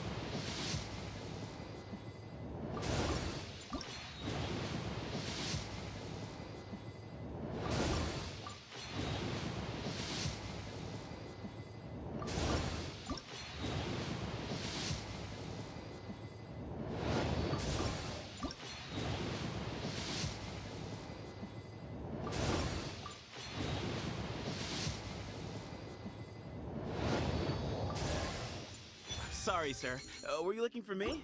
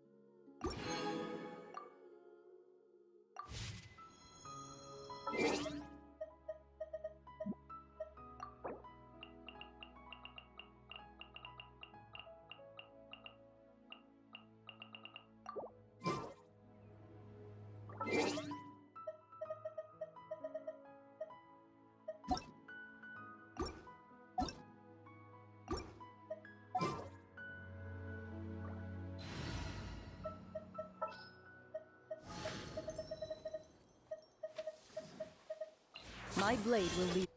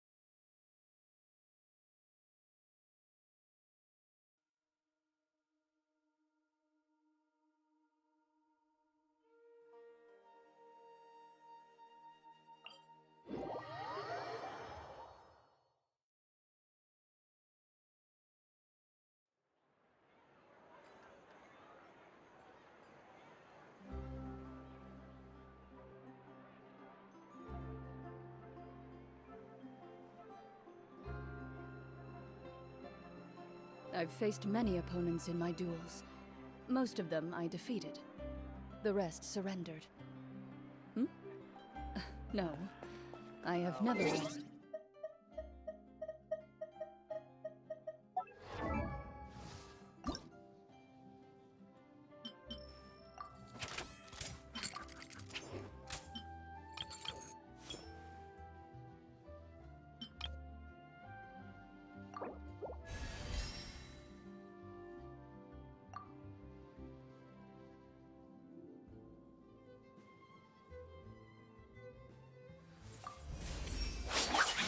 Interesting.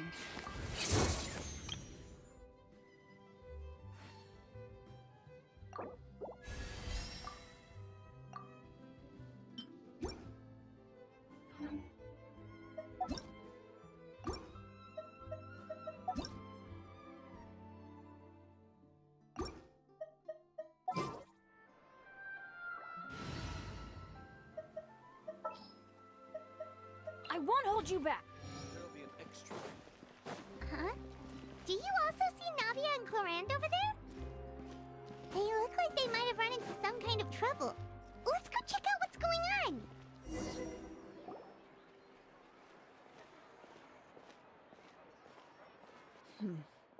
Still no dice?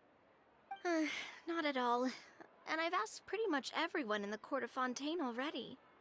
Lynette's ears drooped as soon as she heard that we'd have to be out and about for days on end. And Fremine, he hid himself under his helmet as soon as he realized there'd be people around that he didn't know. What about Chiori and Charlotte? I feel like both of them would be more than up to it. I've asked them already, but they're both pretty busy right now. I just gave the members of the Spina a few days off, too, so I don't want to bother them either.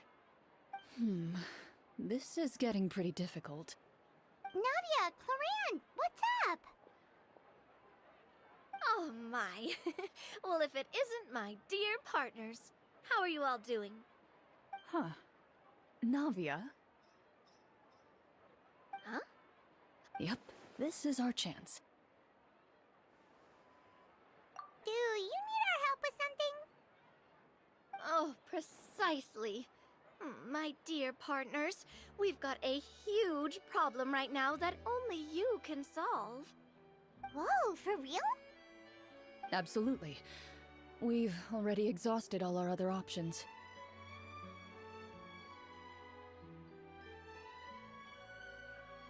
Traveler, Paimon, would you join us and play Marechaussee Hunter Judgment Day? Marechaussee what now? It's a new game script by the Tabletop Troupe, a local roleplay adventure club. Ever heard of the Tabletop Troupe? They put out games that allow you to participate in a story and roleplay characters with your friends. Oh, I've loved their stuff ever since I was a kid. That sounds super interesting. Clorand and I are both veteran members of the club. Recently, someone came up with a new script and was looking for people to help playtest it for them. And when they asked, of course I couldn't refuse. I mean, come on! A brand new script? Nobody has ever played it. Generally speaking, scripts at that level of development have a lot of issues, but I think this one is pretty solid. The author obviously put a lot of work into the story, and the world building is also quite credible. Whoa, whoa, whoa! I know I was the one that handed you the script, but some of us haven't read it yet. No spoilers, please. Anyway, the script calls for it. So, you're... That's not a problem. Well, Traveler, what do you think? Wanna play? Well, that's... Woohoo! I'll go... The script The club introduced in this iteration. On top of that, Wow, you're... I look forward to Why don't you go meet up? Sounds good. You say... I just...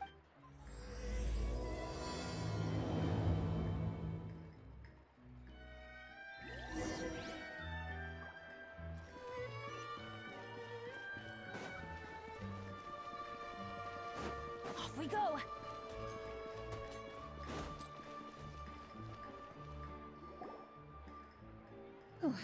Sorry to keep you waiting. You're back. Huh? And you've got the Traveler and Paimon with you too. What a pleasant surprise. I assume you'll be joining us for the game then? Linny, Farina! Paimon didn't know you were playing too! Are you also members of the tabletop troupe?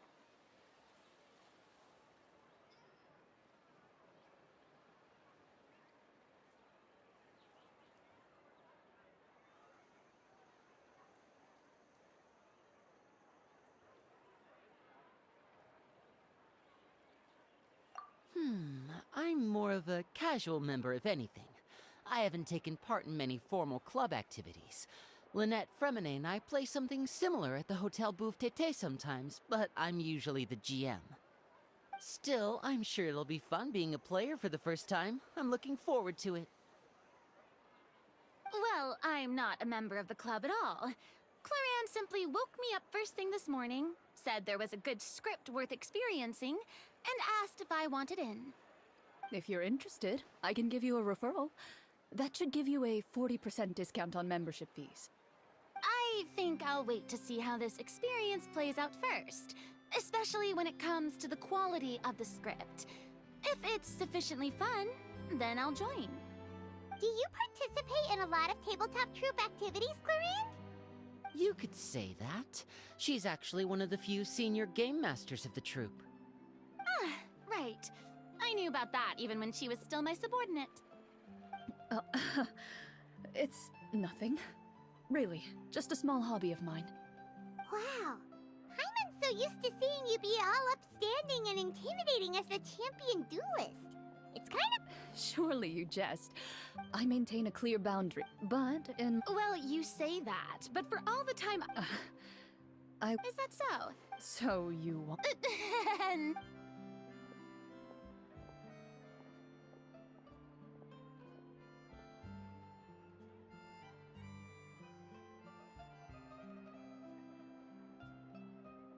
I'm back! Here, allow me to introduce... Pleasure to meet you all. Hello! Oh, no. This is just... That sounds like a lot of... It's nothing. It's the least we can do to... Anyway, allow me to get... This script was adapted... Oh, no problem. Their story can be but I'll... In that case... Whoa. Aha! I see many a determined gaze before me. So, as we follow the story, it leads us to specifics... It's the... Please check all your belongings. Sounds good.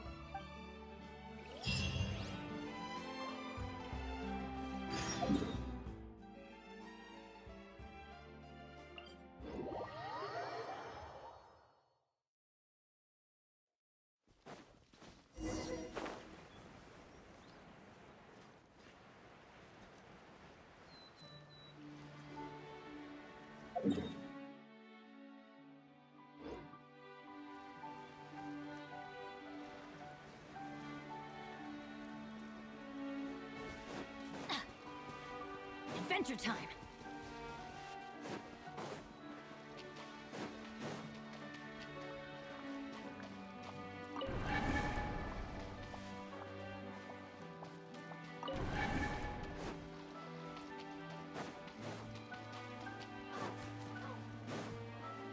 Adventure time!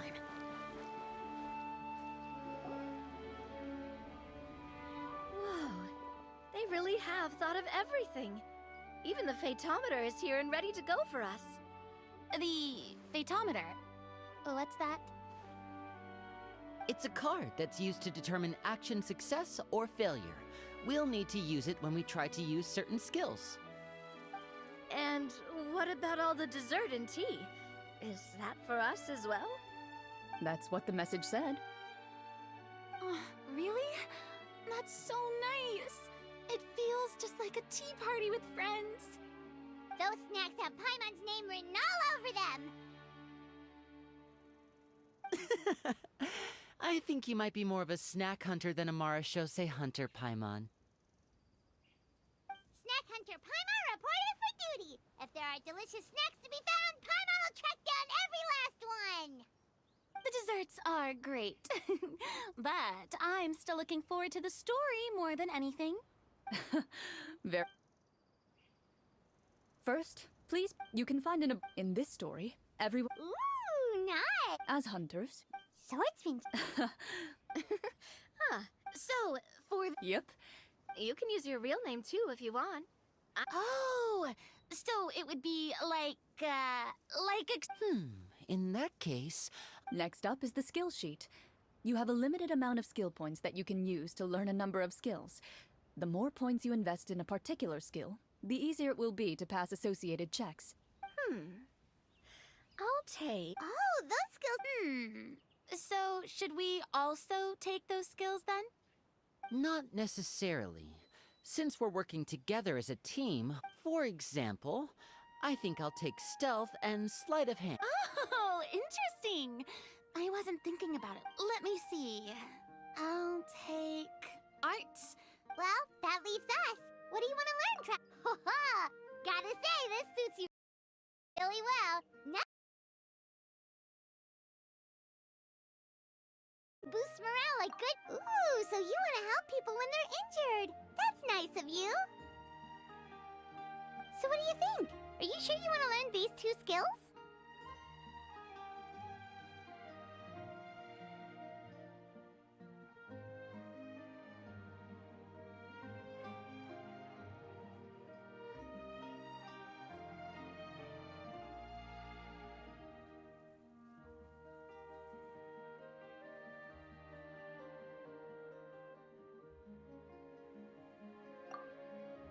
Let's see.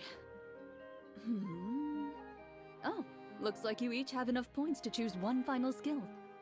You've all picked such classic skills. It's fine to go a little bit out of the box, you know. Why do I get the feeling she's getting ready to cause trouble? For example, this one here.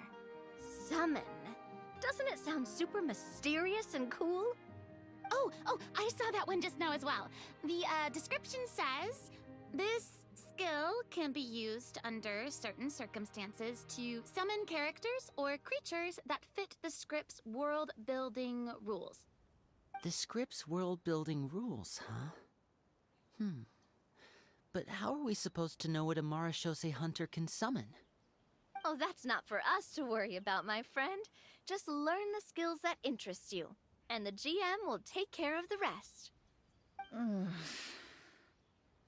right, you've convinced Paimon. Let's learn summon then.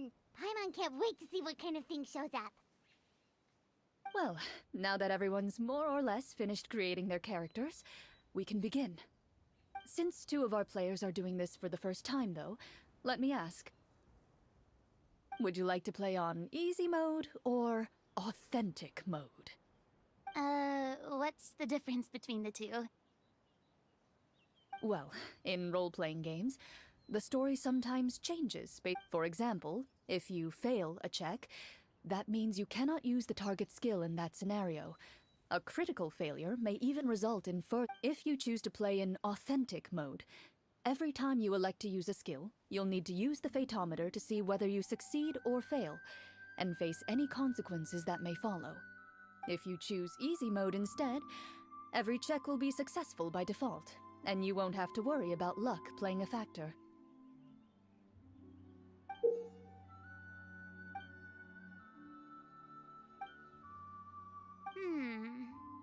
Given that I'd like to focus on the story, I suppose I should pick easy mode.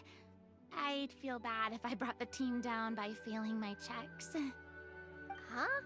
Oh, come on. Don't worry about that. RNG is the lifeblood of role-playing games. I'm going with authentic mode for sure. Never knowing what you might have to overcome. Ugh, doesn't that sound exciting? I'd rather be mentally prepared for what might happen. All right, then I'll mark down Farina for easy mode. All her checks will be successful by default. As usual, Navia and Linny will play on authentic mode. What about you, dear partner? How would you like to... Are you sure?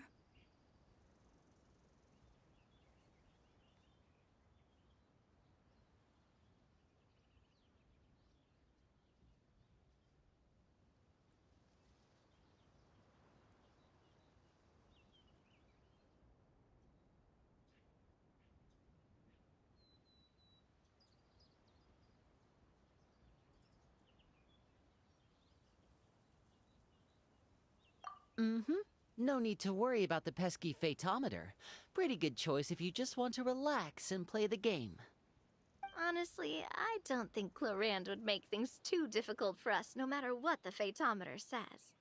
Isn't that right, Clorand? No promises. That wasn't super reassuring. Well, anyway, enough talk. Let's get started.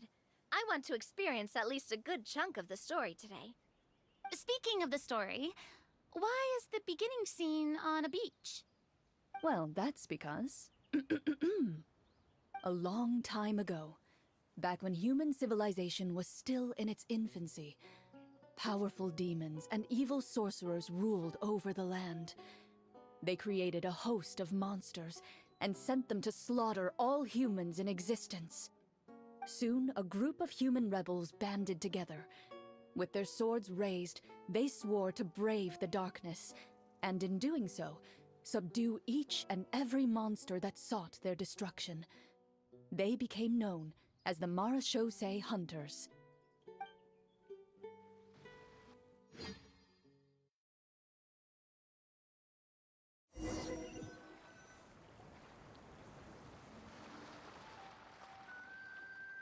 Sometime later, as a member of the Marachose Hunters, you receive a commission. Following the address provided on the message, you take a boat and arrive at this strange city. As you inhale, you can taste the slightly salty air of the docks as you begin to survey your surroundings. There aren't many people in the vicinity, but you do take note of a few others who, like you, seem to be sizing up this place.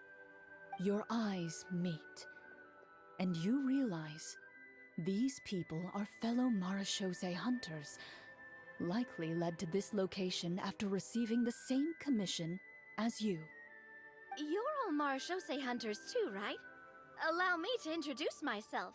The name's Navia, monster hunter by trade and helpful neighborhood businesswoman on the side.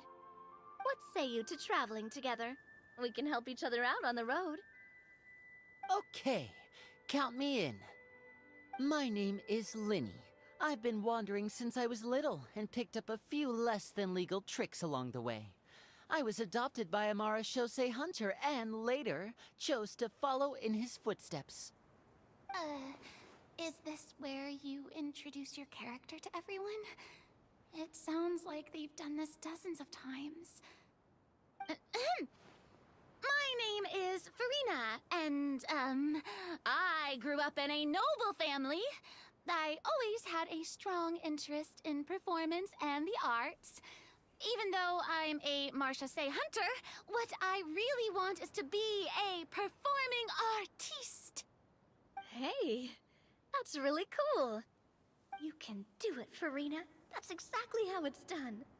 Paimon is Paimon, a good friend and companion to this Marachose hunter right here.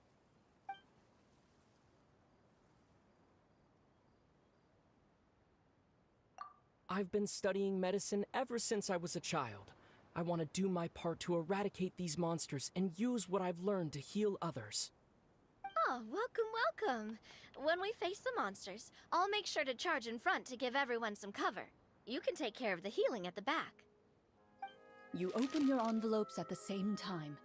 The message reads, "To the honorable and trustworthy Marachose hunters, our kingdom is currently facing a grave crisis. The lands outside the capital have been overtaken by monsters, and our people are being led astray by forces of wickedness. We beseech you, please help us resolve this crisis and return peace and stability to our home." Huh. The layout of this city looks super familiar. It kind of reminds Paimon of Mondstadt. The scriptwriter must have used a real-world city as a reference when coming up with the map. As experienced hunters, the layout of the city reminds you of places once traveled. You recall the sight of tree-lined streets and the gentle tranquility of days gone by. Yet, as you regard the city in front of you, it appears to be little more than an empty shell. Its hollow gates are open to you, beckoning you to come forth and bring salvation back to the town. I carefully read every line of the letter and turn my attention to the signatures at the bottom. Who issued this commission to us? You see a long string of unfamiliar names. It would seem that many of the residents of the city issued this commission together. They sensed that things were not right within the kingdom, and sent a distress signal to the outside world. In that case, why don't we take a walk around the city and see if we can learn anything from the local residents? Oh, good idea. We might be able to get some leads on the monsters and bad guys we're after. You look up and see a tavern nearby. It appears to be open for the day. Why don't we go check out that tavern? If the novels I've read are anything to go by, taverns are usually full of information.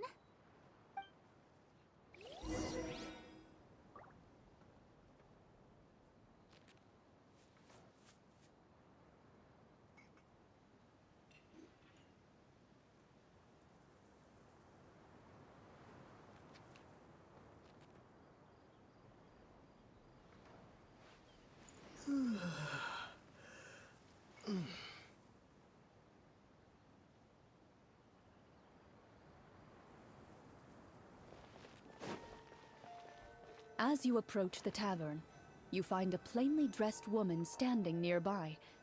She appears to be rather troubled about something.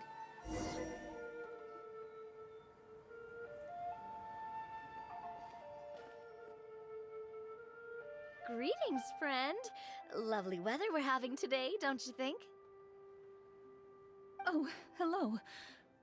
I suppose you're right. The weather today is quite lovely. It seems like every character included in the script has a certain amount of useful information to offer. If we keep asking questions, we might be able to get some good leads. Oh, come now, don't be sad. Life is all about optimism. Oh, that reminds me. Huh? I don't think that's the kind of question we're supposed to ask. Nothing turns a frown upside down. You didn't even So you're someone? Hey! Did she just... Chloe, This isn't... Are you sure? In that case...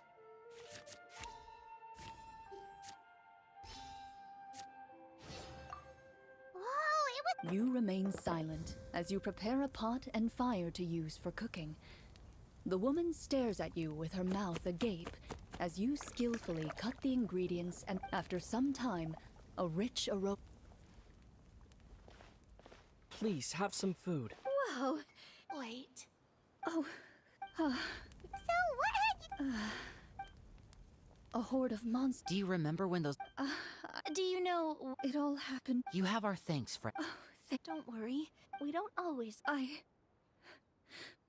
You bid farewell to the woman, and continue your journey further into the city.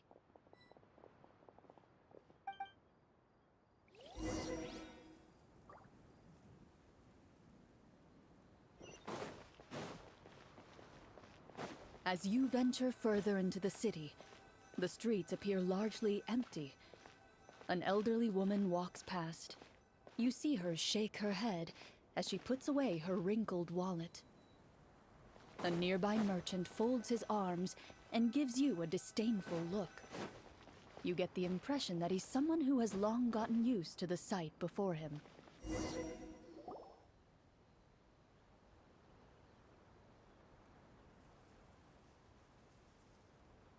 Although he doesn't seem very... friendly, merchants are usually a good source of information, right? Pardon me, sir. I'd like to ask a question if I may. That depends. How much are you willing to pay? How about this much? What do you take me for? Some lowly beggar? You can't even buy half an onion with that amount. Surely an onion can't be that expensive, right? What do you know? War is nearly upon us. Everything costs several times what it did before. If you're not gonna buy anything, then scram. Whoa, what a nasty guy. Maybe we shouldn't even bother talking to him. But he still might have information we need. Traveler, can you think of something?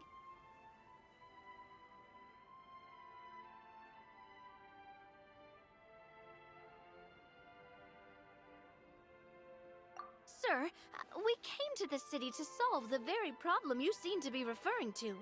The war you mentioned, would it happen to be against the monsters outside the city? If you happen to be well informed and know a thing or two about what's going on, we'd appreciate it if you could share that information with us. After all, the sooner this problem gets resolved, the easier it will be for you to do your business.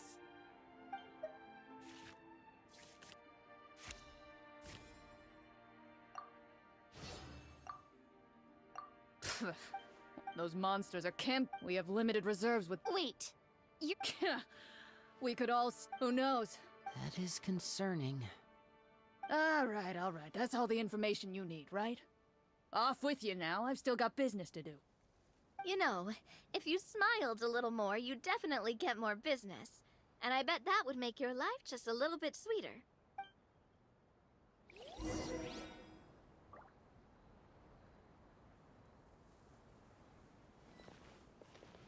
Should we try to go somewhere with more people? Oh, how about... It doesn't seem like there's any information to be gained from the area up ahead. You conclude that this area is best left unexplored.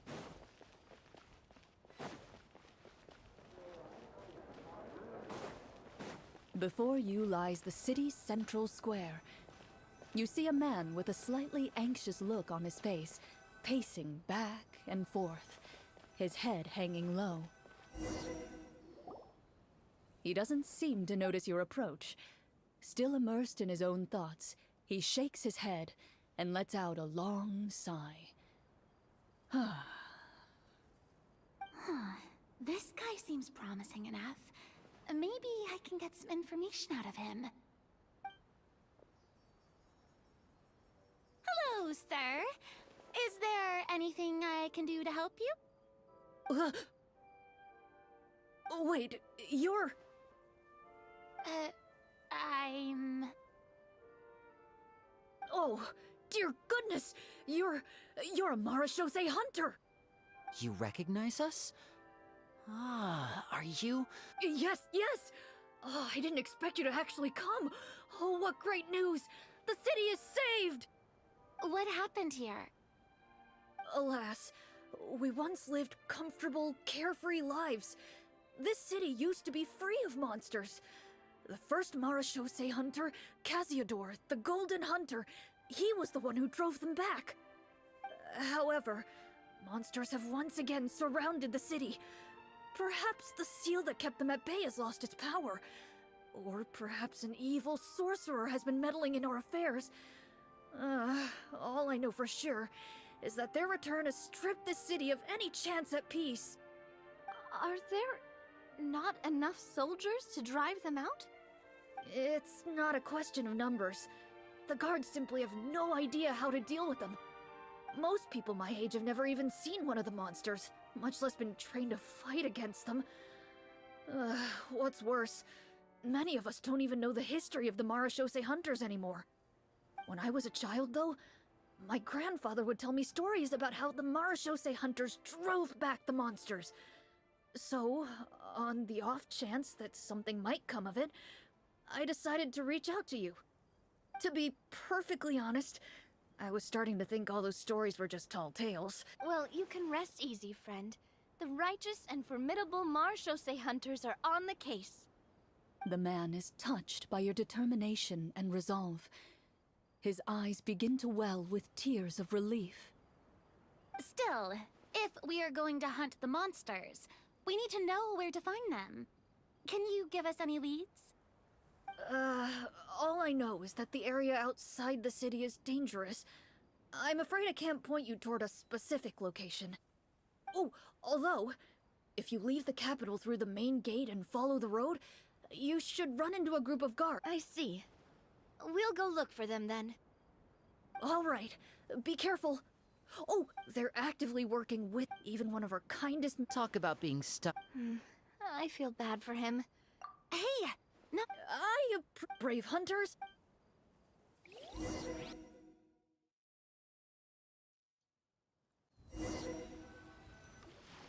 If I understood correctly, there are currently 2 problems in the kingdom that need solving, right? Exactly. We need to defeat the monsters outside the city. Well, Well, Clarissa, I wouldn't say it's a Sure. Paimon wants to know too. The hunters were super powerful, right? Were they all from a special line of supernatural beings or something? No. All Marashose hunters were ordinary. Huh? So you... In theory, yes. All you would need to do is survive the rigorous training and master the sword. Still, most people dropped out at the early stages. And others called it quits the minute they saw a What kind of monsters did the hunters fight exactly? Oh, and the evil sorcerer the script mentions. Did they exist in real life too? The land of Fontaine, one of the ancient sorcerers of Remuri. Now wait a Well, I wasn't planning. Wait, but those people are all from a super... From my master. Huh. By master, you mean Miss Petronia? Someone you know? Absolutely. Miss Petronia and my father were good friends. Back in the day, she would often bring Clorand over to play, but then... Let's not get off topic. Anyway, back to what I was saying. Responding to Egeria's call, a number of warriors followed Cassiodor into battle against the monsters. This group of warriors, under Cassiodor's leadership, became known as the Marashose Hunters. Yet, as Fontaine entered an era of peace, their work gradually became obsolete. The Marashose Phantom, originally an association made up of hunters, eventually came to be predominantly comprised of Melusines. Ah, I see.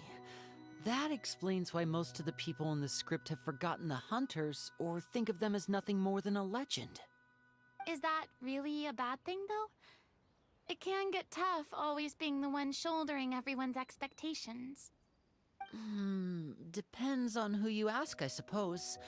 If the name of the organization no longer commands respect, investigative work is bound to suffer. Speaking of investigations, which problem should we tackle first? Monsters or evil sorcerer? I vote monsters. That's the main duty of the hunters, right? We can come back to the sorcerer later.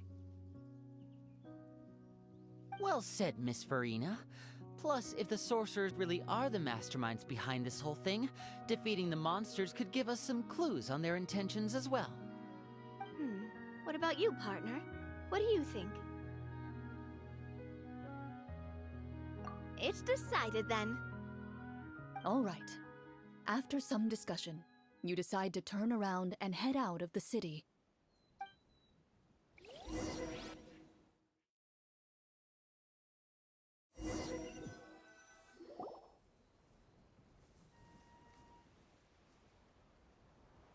Let's take a look around, like that guy said.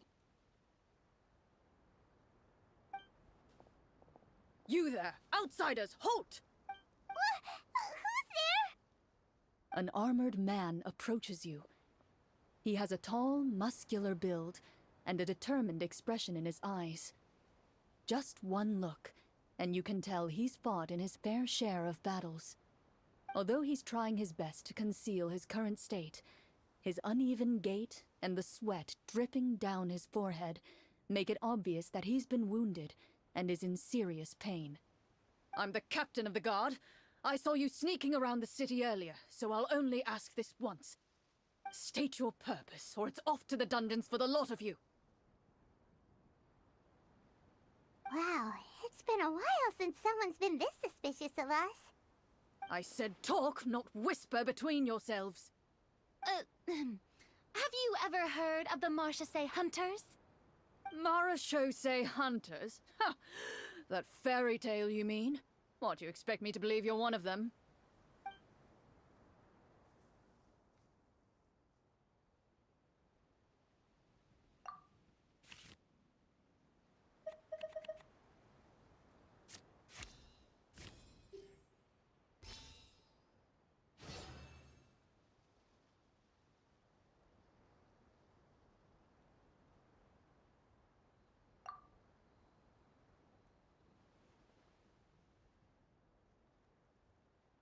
Using your knowledge of medicine, you're able to deduce that the injury on his calf was a monster's doing, and the wound has already begun to fester. As you check him over, he looks at you with suspicion and retracts his injured leg further back. I'm a doctor by trade. Please, let me redress your wound. You don't have to suffer like this.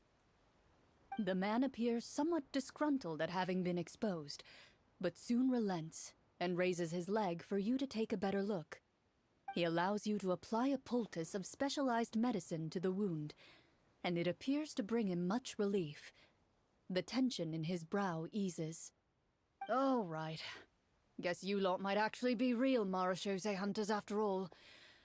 In any case, you've successfully treated my wound. So, what do you want to know? Do you know where we can find the monsters, or the other guards who are fighting them? He informs you of the various locations where monsters have appeared. He looks in that general direction with a pained gaze, as if a thin, invisible thread is pulling on his wound.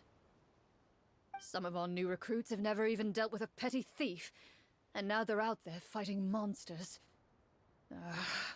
If it weren't for this cursed leg. Oh, please, sir. Don't get too worked up. You need to focus on your recovery. Just leave the monsters to us. We're Marachose hunters, after all. Hearing you say that, a glimmer of hope flashes in his eyes. But it disappears almost as quickly as it came. Those monsters aren't easy to deal with. But if you insist on going, I won't stop you either. I just hope all the guards will be able to come back to their families alive. I wish you the best of luck.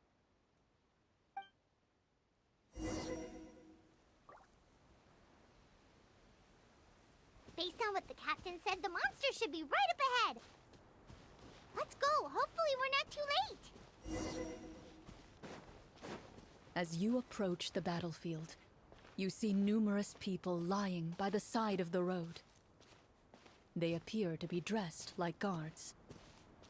Their faces are filled with desperation and terror.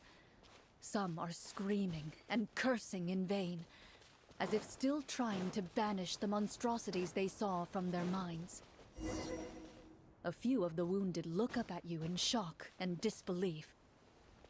Quick, leave this place. Turn around and don't look back, they yell.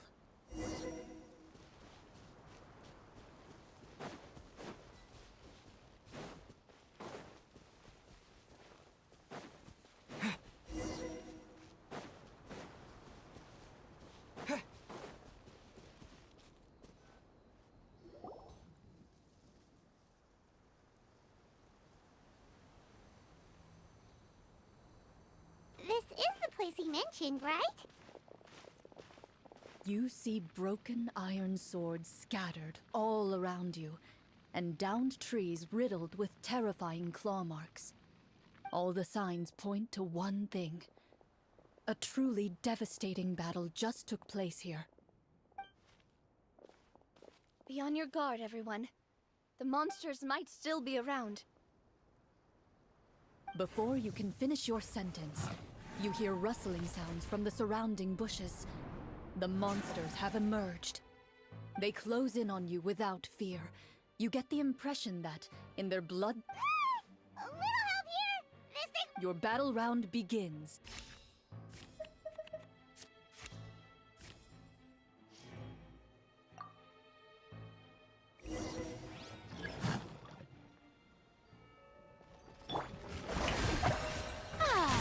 Let my name echo in song! Let's get this show on the road! Now disappear! The next battle round begins now. With rocks. This one's got your name on it! Yeah!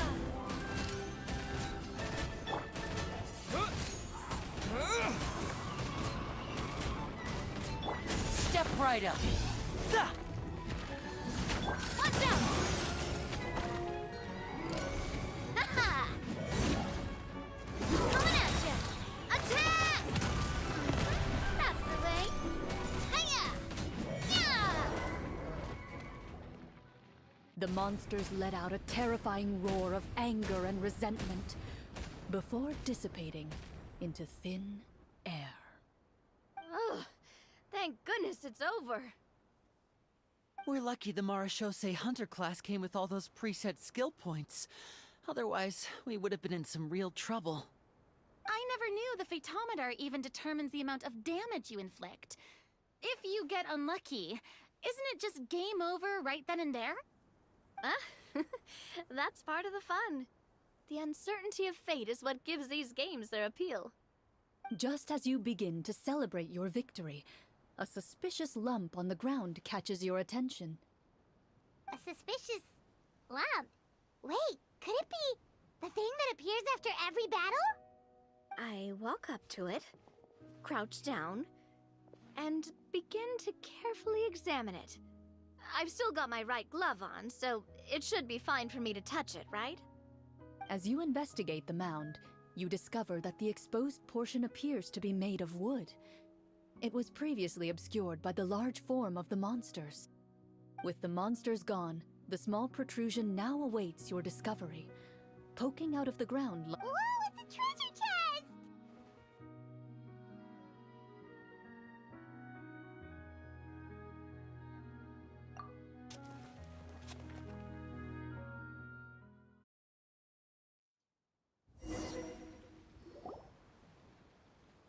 With everyone's help, you successfully excavate the wooden chest from the ground. Even without opening it, you can tell from the mora and jewels scattered around the chest that it must contain quite the fortune. Makes sense. We worked hard for this. Let's open it and we can share what's inside. I can understand your excitement, Paimon, but think about it. Doesn't it seem like there are people out there who need this treasure more than us? Yeah. Think about all the people suffering in the capital. Or all those guards who got hurt fighting the monsters. Wouldn't it be better if we gave the treasure to them? Wait, is that how it works? Paimon thought since we were the ones to dig it up, we could just take it for ourselves. Well, let's put it this way. Any decision you make during a role-playing game can impact the future course of the story. But would the people really believe us? It's hard enough for us to prove we're Marshose hunters. What if they think we procured the treasure illegally? They might get even more suspicious of us. That's definitely something we should consider. Maybe we can come up with an explanation in advance. Well, if donating it could cause that much trouble, why don't we use it to buy some gear and fill up on good food? Then we'll be ready to fight even more bad guys. Looks like you're facing a difficult choice once again. Well, it's getting late. Why don't we call it a day for now? Wow! Where did the time go? I'm not sure if it's because I'm having so much fun with you all, or because the story is particularly enticing, but I feel like I could almost keep going. Here, here! Ooh, how about we play through the night? I'm not sure I'll have enough energy for that. Yeah, that won't work for me either. Lynette will give me an earful if I get home too late. I understand how you feel, Navia, but we have to change venues for the next part of the story anyway. Huh? Another location? Mm-hmm. There's a special note for the GM at the end of this section that says to proceed to an indoor set for the next part of the script. Whoa! They really pulled out all the stops for this new script. Well, even if we end the game for the day, we can still stay a little longer and hear Cloran finish her story, right? Paimon wants to hear more about the history of the Hunters. Something tells me you just want to finish the free desserts before we break for the day. That's just a coincidence, okay? Besides, to Paimon, not finishing free food feels even worse than having to buy her own. And anyway, Paimon really does want to hear more about Cloran's master. Well... It's nothing. I appreciate the concern, but it's all in the past.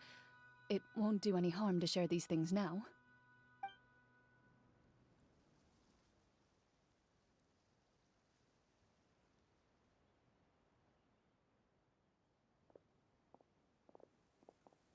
My earliest memories are of living with Master. According to her, she saved me from certain people of ill repute. My birth parents had left me behind some time before that. What a heavy beginning for a life story. Master was a fascinating individual, if inexperienced in the ways of raising children. My first ever toy was a short sword. Although I suppose it wasn't so much a toy as something Master removed from her waist and handed to a noisy child in need of distraction. Oh wait, so she handed an actual sword to a child? Isn't that dangerous? Did you hurt yourself? Of course I did. I cut my palm and bled quite a lot. But Master was not concerned. She just stood there and casually lectured me about it. See? That's what you get for not holding the sword properly, she told me. She then crouched down next to me and said, "Give me your hand. I'll teach you to bandage this wound. After that, it's time to learn how to truly hold a blade." Excuse me for asking this, Clorand, but how old were you exactly when all this happened? Probably around, 3, give or take. 3? Isn't that when most kids are still struggling to hold a fork? As I said, Master was rather inexperienced in the ways of raising children. She believed trial and error was the best way to teach a child what they're capable of. I'm not so sure this is a question of experience. I didn't see anything wrong with her ways at the time. And anyway, children don't get to choose how they're raised. Oh, she did bring me back a pet from Liyue once. It was a Geovishap hatchling. A Geovishap hatchling? For a pet? That seems even more dangerous! What she said was this: make sure to get along, you two. If you really can't agree on something, just settle it with a fight. Whoever loses is the real pet. And how old were you when this happened? 5. Well, did you win? No, I lost. So, you're saying you actually became the Geovishap's pet? Yes, but only for a week. By the end of that week, I defeated it in combat, and we've shared a cordial relationship ever since. That really doesn't sound like the kind of childhood someone should have. Later on, thanks to her, even though the training... I still remember the... After that, though, I had a lot of fun during... We tried to protect... Protector of Justice. Oh, wait. Yep. 20 years ago, huh? I still... My apologies. Oh, there's no need to apologize. Although, calling herself the Protector of... Huh?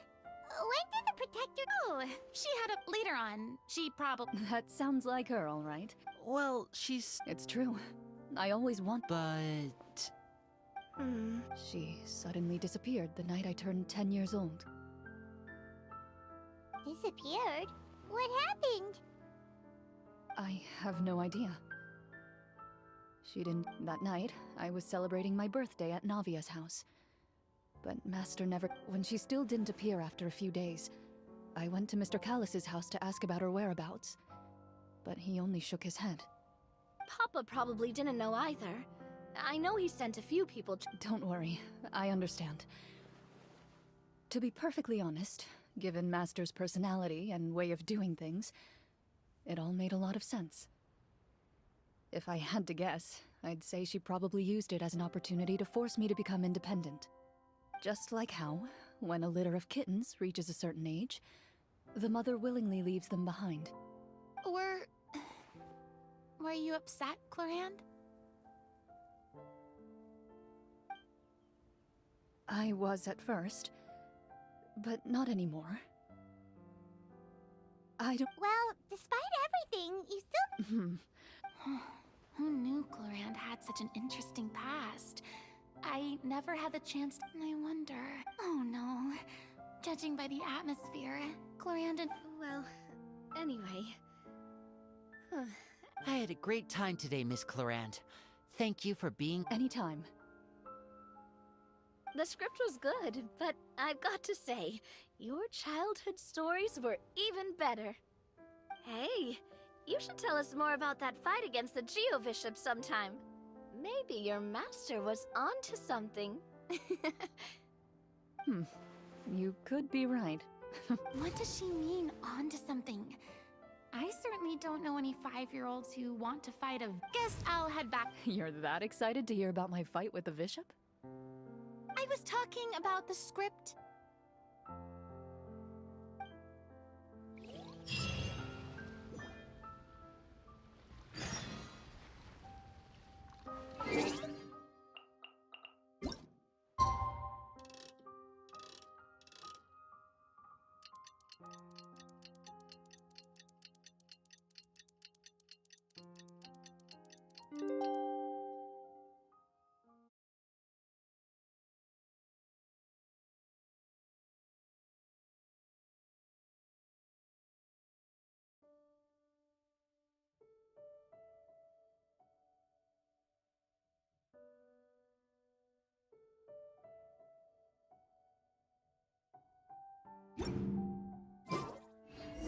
Let's go meet up with the group!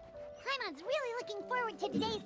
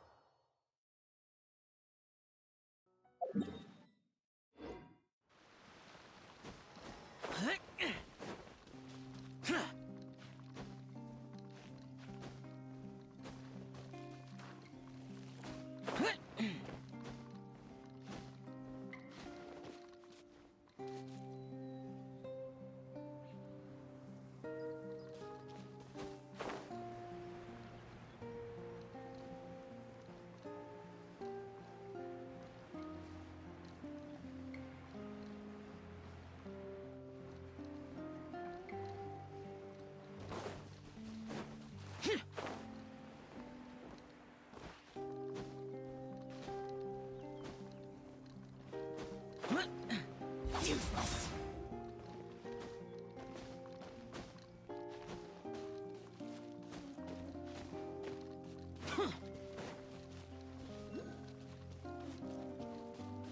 Yeah! Yeah.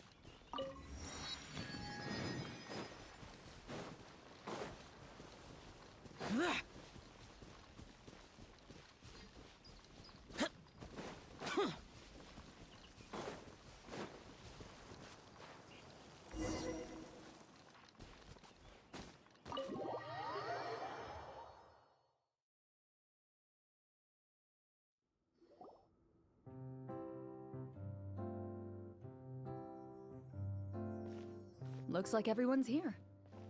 Now, before we begin, why don't we finish where we left off yesterday? There was an important decision to be made, yes? I'll pour everyone a cup of tea. Is that really the most important part, though, Clorand? Paimon's more concerned about our current surroundings. Heavy walls, cold railings, dim lights. This is obviously supposed to be a prison. I admire the work put into the set. Still, it's obvious the scriptwriter has never paid a visit to the fortress of Meripede. So the set is going to be a part of the script? Unfortunately, that is something I can neither confirm nor deny. Anyone think Clorand's smile is starting to look kinda... scary?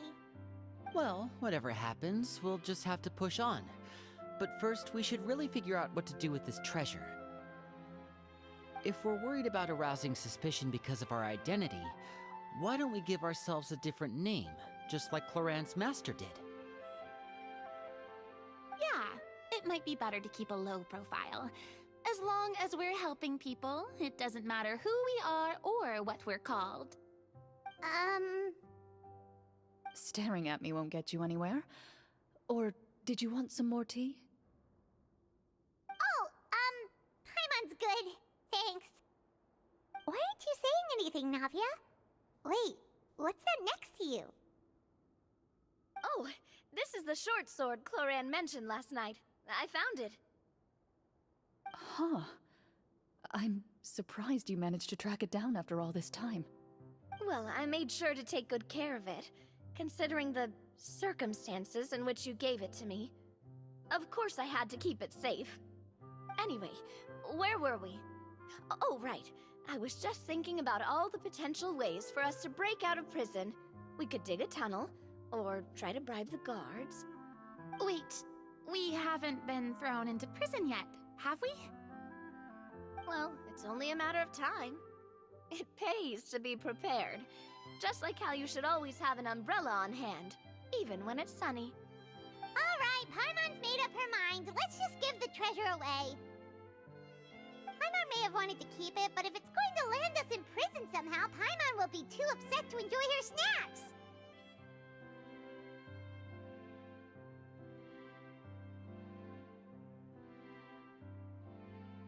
So, you reached an agreement? All right then, we can continue with the story. Oh, and we'll collect all the scattered pieces of treasure on the ground as well. All right. You collect the treasure and make your way back to the capital with your bag of loot in hand.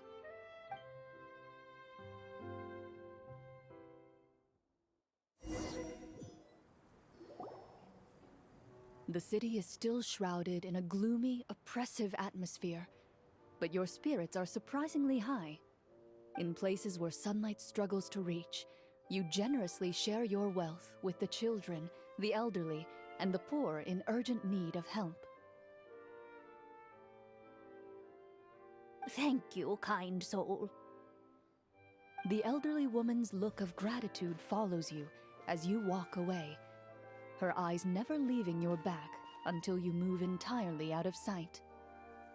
However, there's still quite a bit of Mora remaining. It appears you haven't made... She's probably trying to tell us to speed this up. We need to hurry up so we can address the sorcerer problem. Should we go find that man again at the square? He seemed like a pretty responsible guy. I'm sure he knows the people here far better than us. Oh, good idea! Just as you start to make way to the square, intent on finding the man again, there's a voice.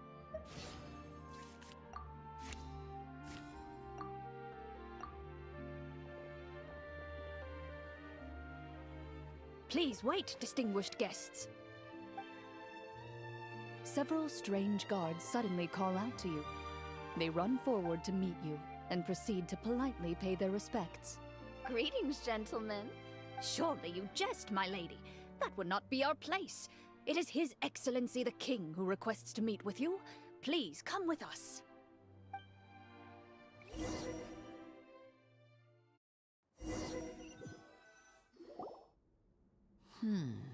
Do you think this could be a trap? Well, we have to investigate the court at some point, right? Meeting the king... I say we go for it. If something happens, we'll just turn the whole place upside down. That sounds a little intense. After a quick discussion, you nod to the guards and agree to follow. They lead you all the way to the audience hall of the palace. Gilded tables line both sides of the hall. The space itself is adorned with all manner of expensive antiques, glass shelves, and silver candlesticks. The items appear quite ordinary in size and dimension. Wow, it's so luxurious! The elderly king, clad in a magnificent robe, sits upon the deep crimson throne before you. He wears above his head a majestic crown, with a gemstone the size of a bird's egg set right at the very front. As you observe it, you see a complex pattern of light reflect off its surface. They're here, Your Majesty. A man dressed in dark clothes, likely a minister, shields his mouth with his hands, and bends down to whisper a few words to the king. After a moment, he lowers his hands and stands back up. His gaze shifts to fixate on your group. The king does not appear entirely aware of his surroundings. The man by his side, though.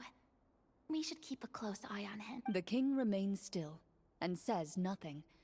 The minister is the one who speaks. Esteemed guests, allow me to thank you for coming to our faraway kingdom. Unfortunately, His Majesty the King finds himself quite exhausted from work. So please allow me, his Prime Minister, to welcome you in his stead.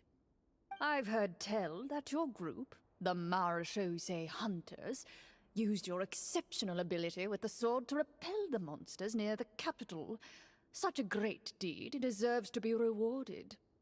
However, seeing that I was... Well, we've got nothing to hide. You brought us here to talk, right? So we'll just explain what happened.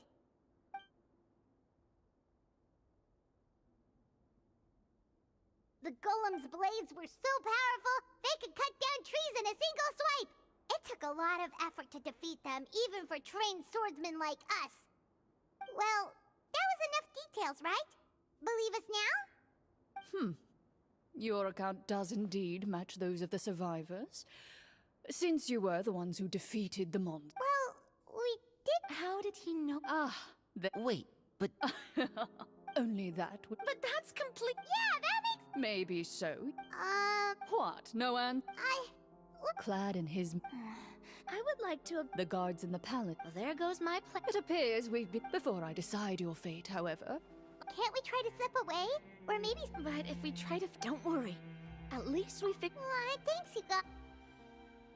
You allow yourself to be let... It's only when... Stay here. The guards lock... Wait, sir! Your voice. No! Carve out a new path. You reach toward your... What about... When did you... When I was thinking... Rejected. And the keys to the... Correct. Oh... Indeed. Huh? Why are you the one saying indeed? Because that's... What? That is... Oh, before I took... Wait. I doubt it. Master left me... I gave you the sword back then, because I didn't want our friendship to end.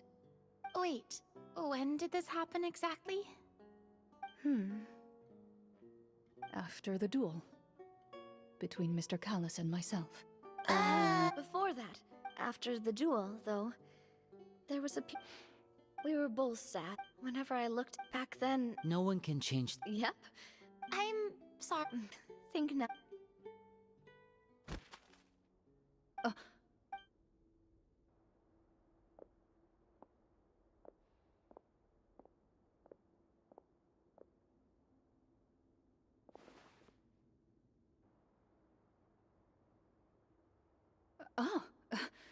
Looks like the next... From Corinne's face... Water continue. Eventually, suddenly... Heads up, everyone. Gather close, everyone.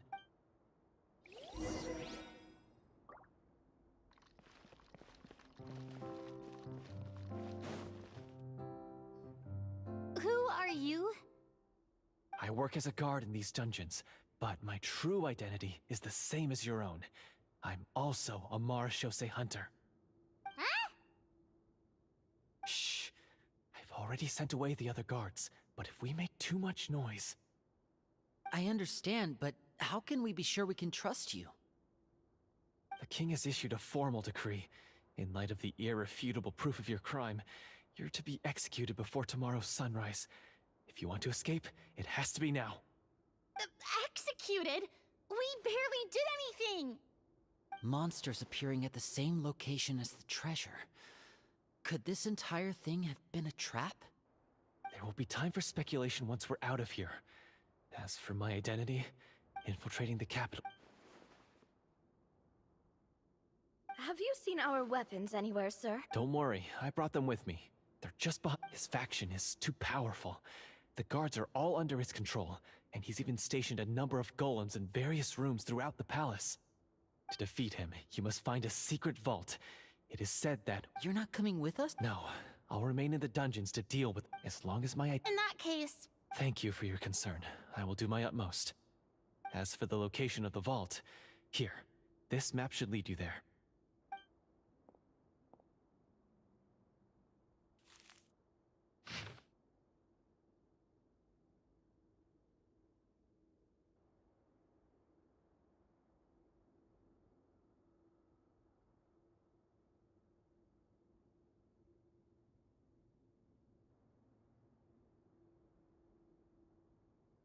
Got it.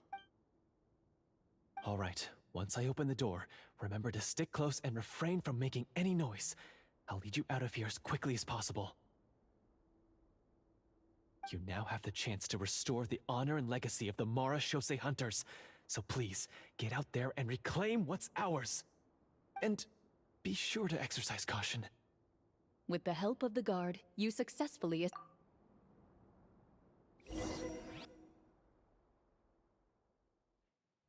Wait, we didn't get to use our skills at all while we were in prison.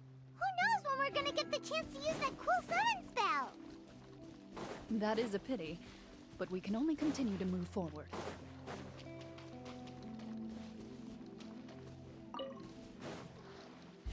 Useless.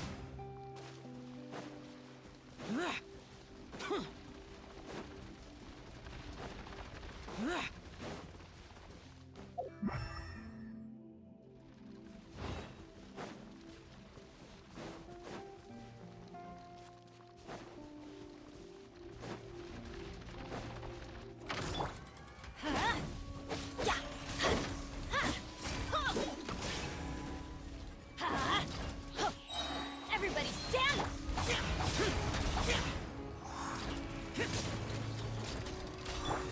Fine, fine, boom! Not really! Ouch! Teamwork is dreamwork! Blast! Woo! Woo!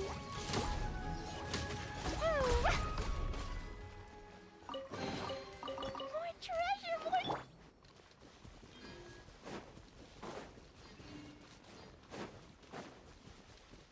How about we explore the area ahead of us later?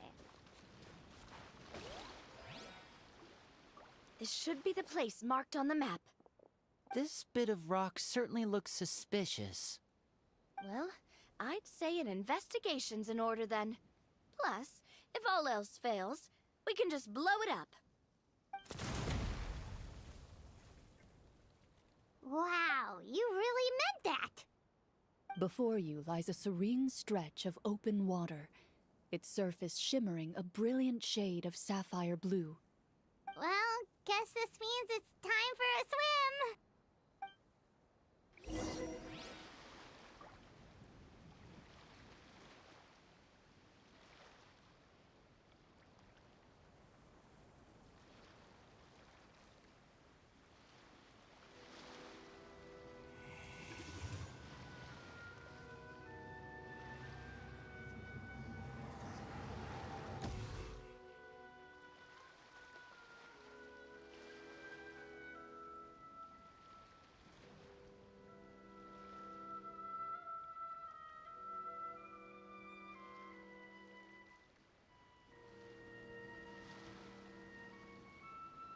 The damned will sooner die again than lay a hand on me.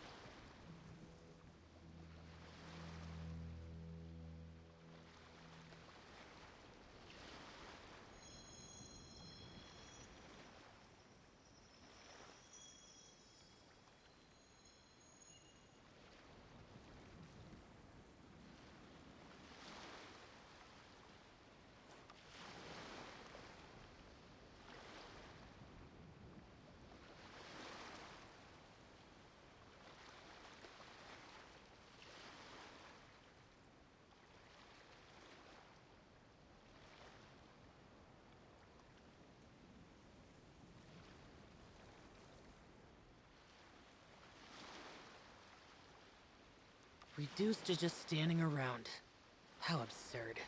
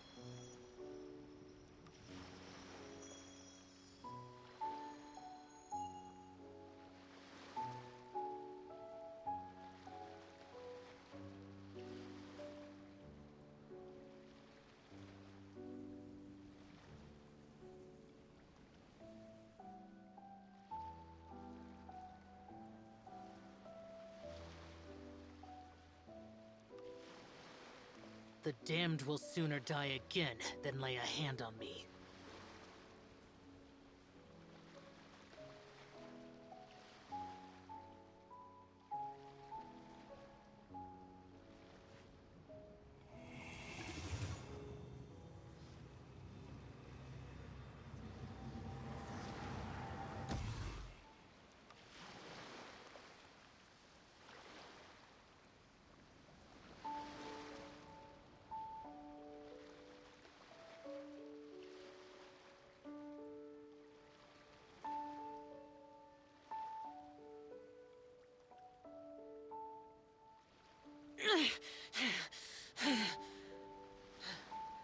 Those memories. So dark.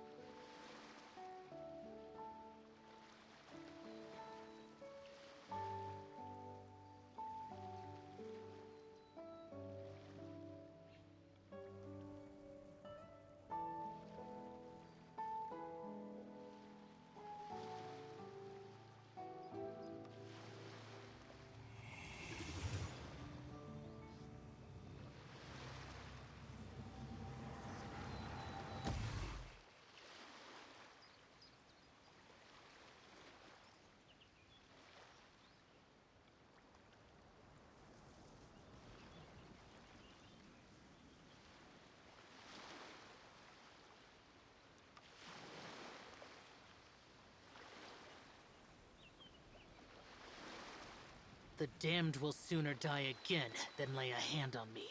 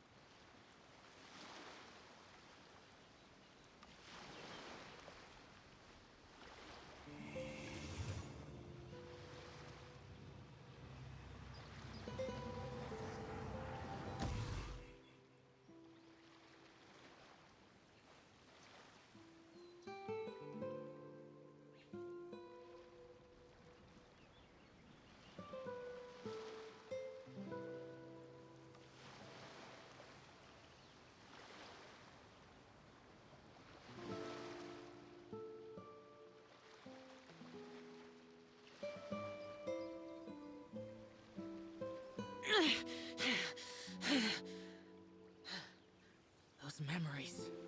So dark.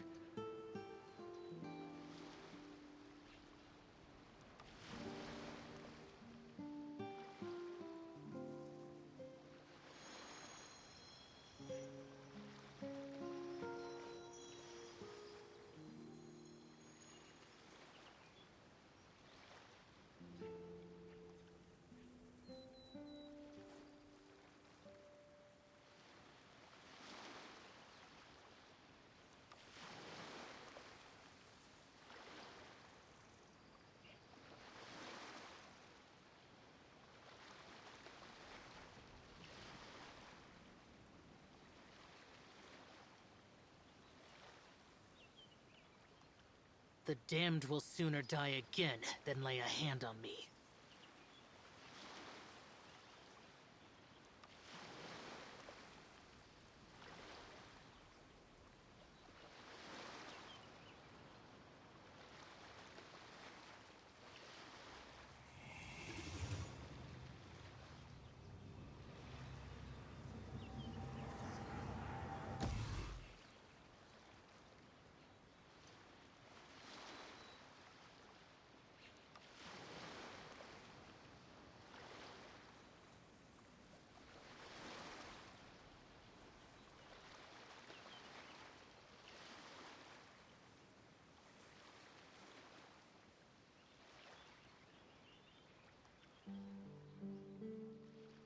Reduced to just standing around. How absurd.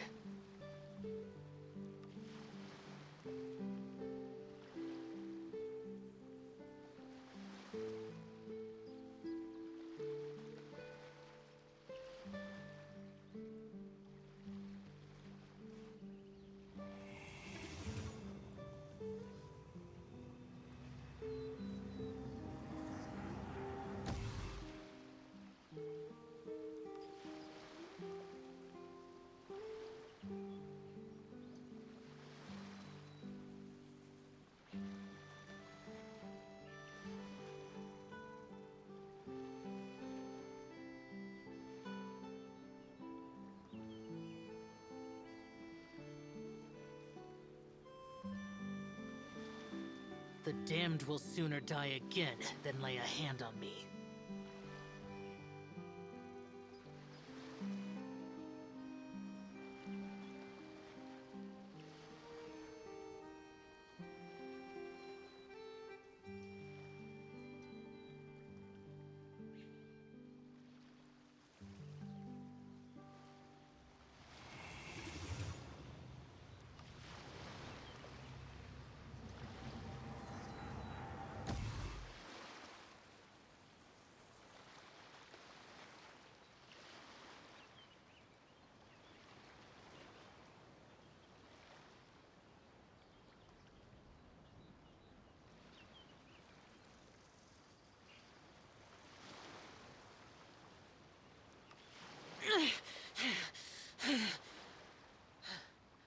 Those memories.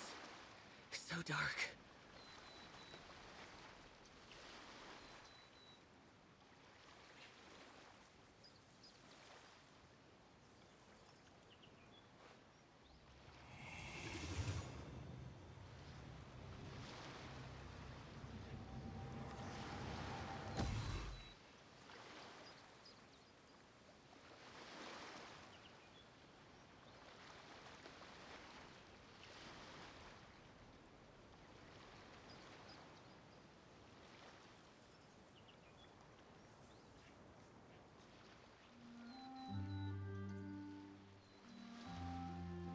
The damned will sooner die again than lay a hand on me.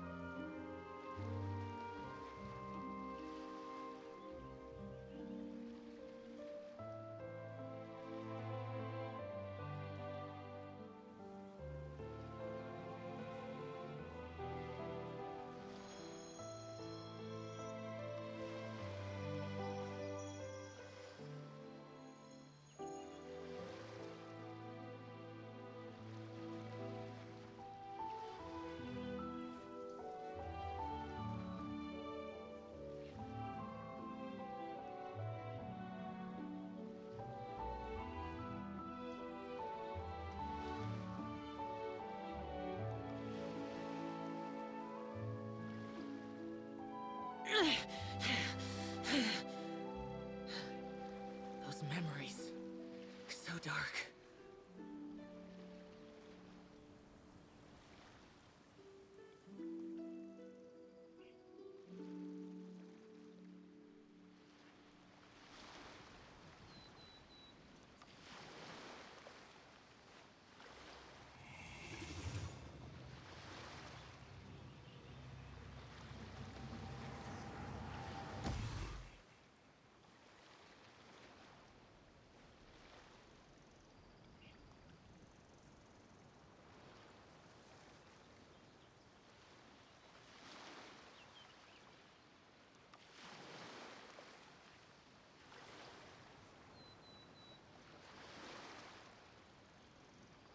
The damned will sooner die again than lay a hand on me.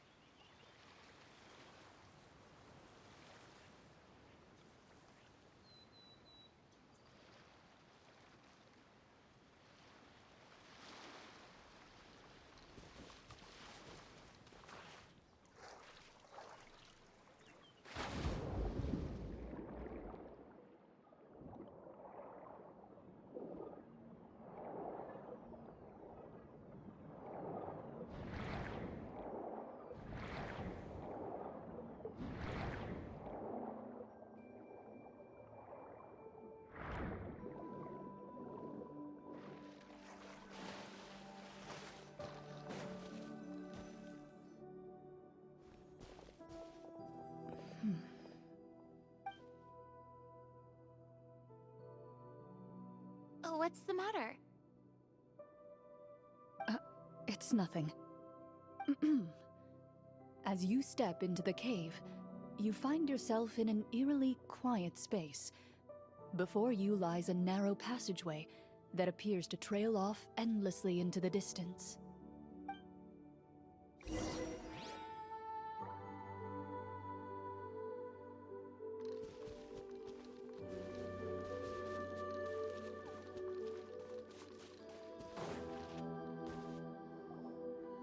Wow, this must be where the treasure is hidden.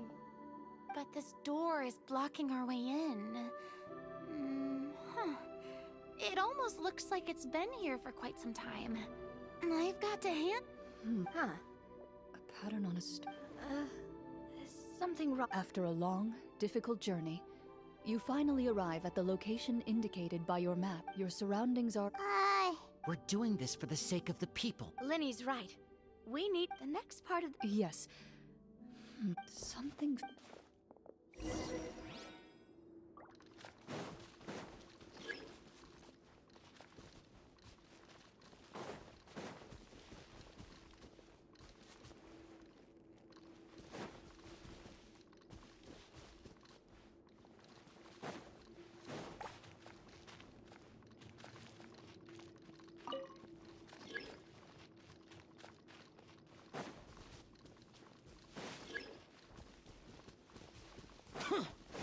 I found something! Found something here, too.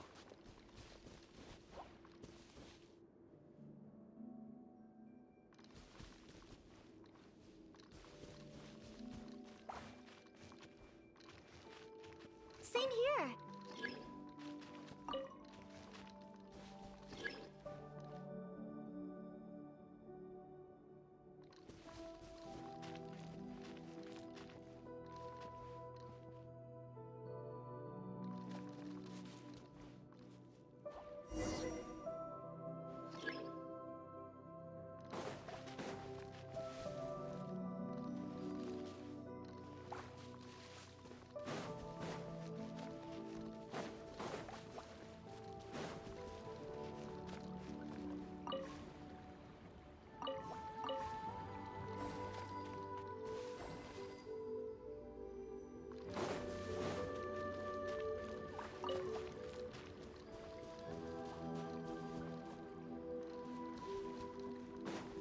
Useless.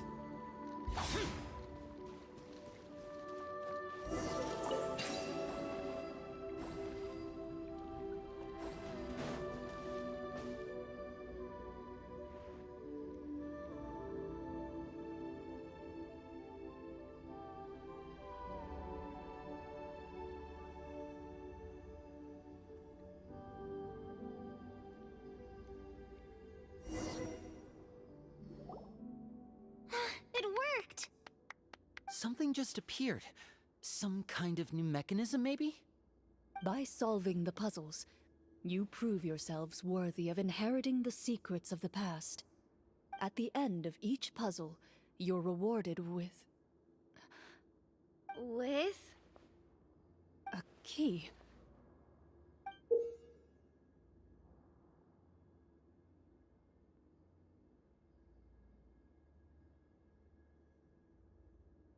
Oh, it must be the key to the big door. Huh? It is said that... Huh? You hear a few strange noises. Huh? What's going on? Did we fall into another trap? For the sake of immersion, please close your eyes, everyone.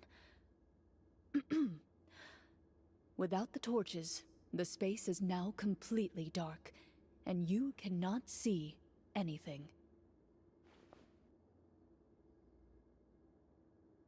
But Paimon can still see a little bit over here. Oh, right. Sorry. Suddenly... There's someone... Wait. You recognize the voice as belonging to the guard who led you to this place. It appears he now covets the treasure for himself, and has come to stake his claim. Oh, so this is just part of the script. Then I can probably relax. Well, if we can't see anything, that means we can't fight to the fullest of our abilities. Should we retreat for now? Judging by the way he's holding his sword, he must be a real Marashose hunter. But this isn't part of the script. Retreat? That's not the hunter way. If it's dark for us, then it's dark for him. We choose to fight. Your choice is noted. Please keep your eyes closed until I tell you. You got it! Well then, let us begin.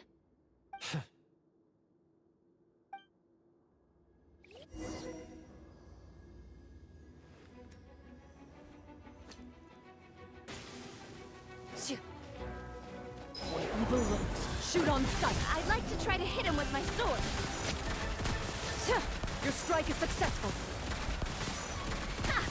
You're facing a veteran Marashose hunter. You don't stand a chance. Is he still standing? Goodness, he sure has a lot of HP. Is it over? Can we open our eyes now? The enemy is strong and relentless, but the battle is nearing its end. The torches have not been What about now? Final strike! Ha!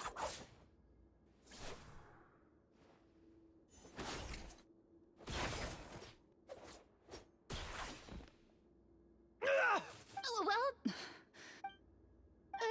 Warm fire flickers across the walls once more. Your vision is now clear. In an impressive display of courage, the four of you successfully defeat the uninvited guest. That look in his eye. Huh? Oh, wait.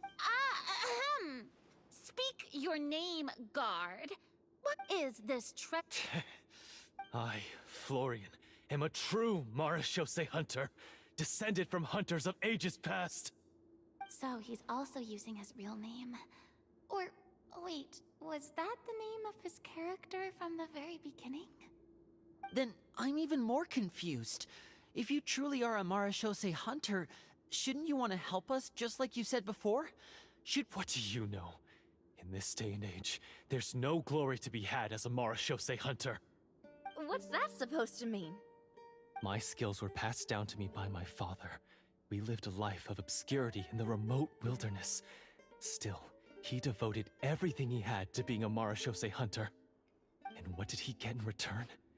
A life of poverty and pain.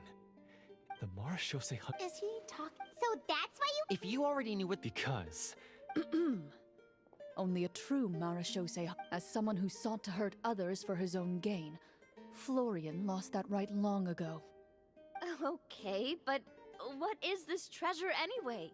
We've got all the keys, right? So can we just go in and take a look? You're sure you want... We've been talking about it for so long, of course. And we've already defeated Florian, right? Watch yourself. Then let's open the door together. All right.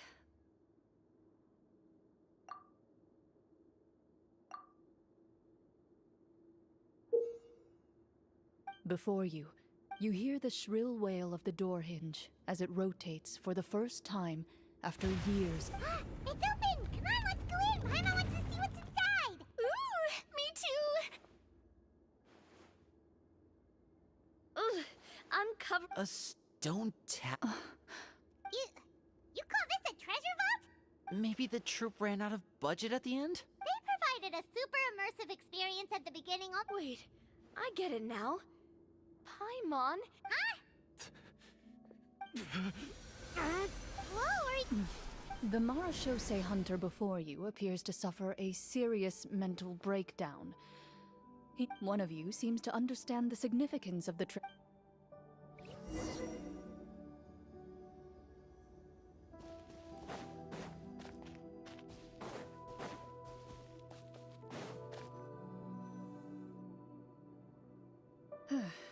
So, how are you doing? Do you remember how you got— I remember now. I brought you here because I wanted to... You mean these? Huh? How did you... I could tell something was off the moment I... So the strongest champion duelist... I deserve some answers, don't you think? Everything you said earlier sounded like the truth. The feelings about my father and the other Marashose hunters are real. It just wasn't fair. I don't know when. It's... But if the treasure was all... I can't remember. From your description, I suspect... Devorator? Oh, you're... No, I've heard of... Wait, it can't be... The seal? My family. My father but... The Devorator would be a formidable... If you lacked the power to complete... I heard it has the... And yet... One of them belonged... I know just the only way I won't Well, I did pour my heart and soul into the stories my father used to tell me about the glory of the heroic Marashose hunters. It's more than just a story. Huh? You're proud. I have... Then explain the purpose of the evil sorcerer. Isn't he the true antagonist? The one who sought... But I've already tainted my sword. I no longer have any right to... Wake up, Florian. Do you really think the hunters acted out of a desire for honor and glory? Or to be loved? You do not wield your sword for yourself, but to protect the... Do you still not under... You're right. I wouldn't... I know. Good. Then, come with me. And help me see the script. Huh? No, I mean... Then we'll just have to keep writing it. You mean... Is that really so? You aren't I know what my friend... Then...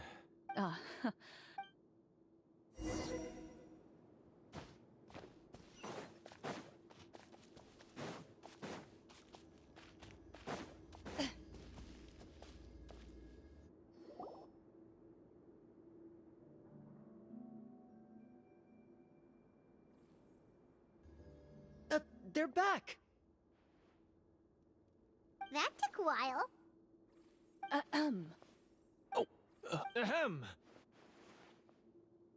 Tone, it's... Sorry. Oh. I confess. That little... That's right. And how are you going to prove that you're a changed man?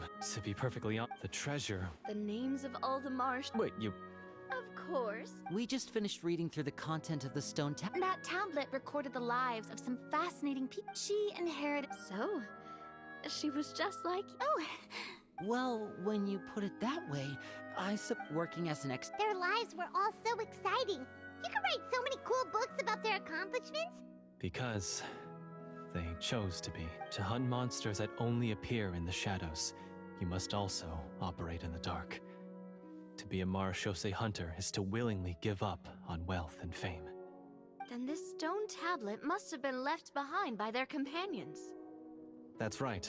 The only time they... So... No wonder this place was so well hidden. You regard the tablet their legacies... Father... Thank you, my friend. I implore you, Well, sounds good to me too. I have no objections, but Mr. Huh? What if the secret's... GM?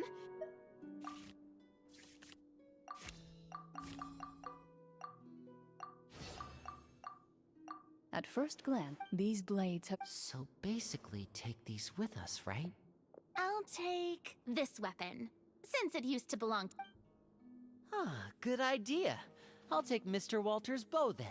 From one archer magician to another. Paimon's gonna pick a cool one.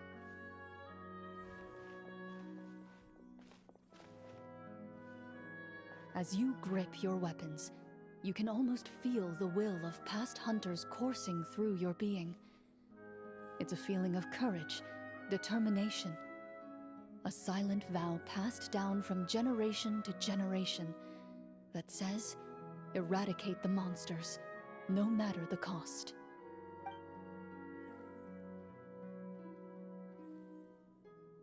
Mr. Florian, do you know where to find the evil sorcerer? I was able to see his surroundings when our minds were connected. I believe he's currently hiding out at the church in the kingdom. We must be extremely careful. He's spent so long living among monsters that he's now taken the form of one. He will not be easily defeated. Then why don't we explore some more and try to find some higher level gear? We don't want to just fight him and lose, right? Oh, No, we have to strike now. He was greatly weakened when I managed to break out of his control. If we let him rest, he might have time to escape. I agree with Mr. Florian. We've got to act while we have the advantage. Don't forget, the people of the capital are counting on us. Yeah, now that we've got a plan, there's no point in waiting. The longer this drags on, the worse it will be for everybody. Yes, that's what's called...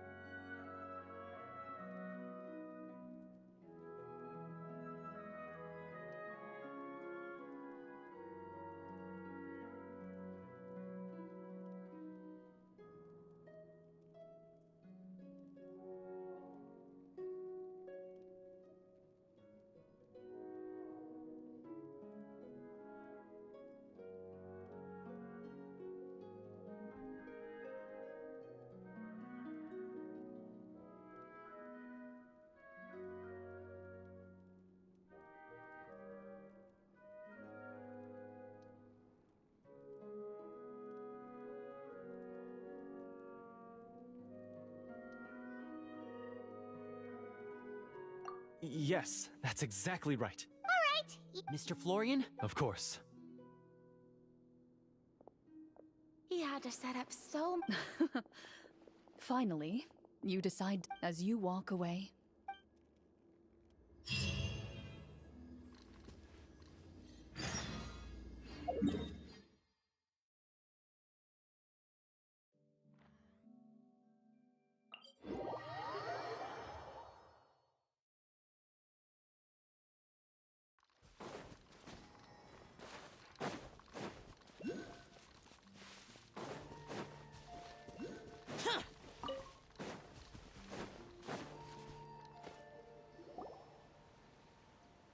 Finally, you arrive at the church Florian. As you approach, an ominous aura. How strange. Now, it is time for the final battle. Let's go.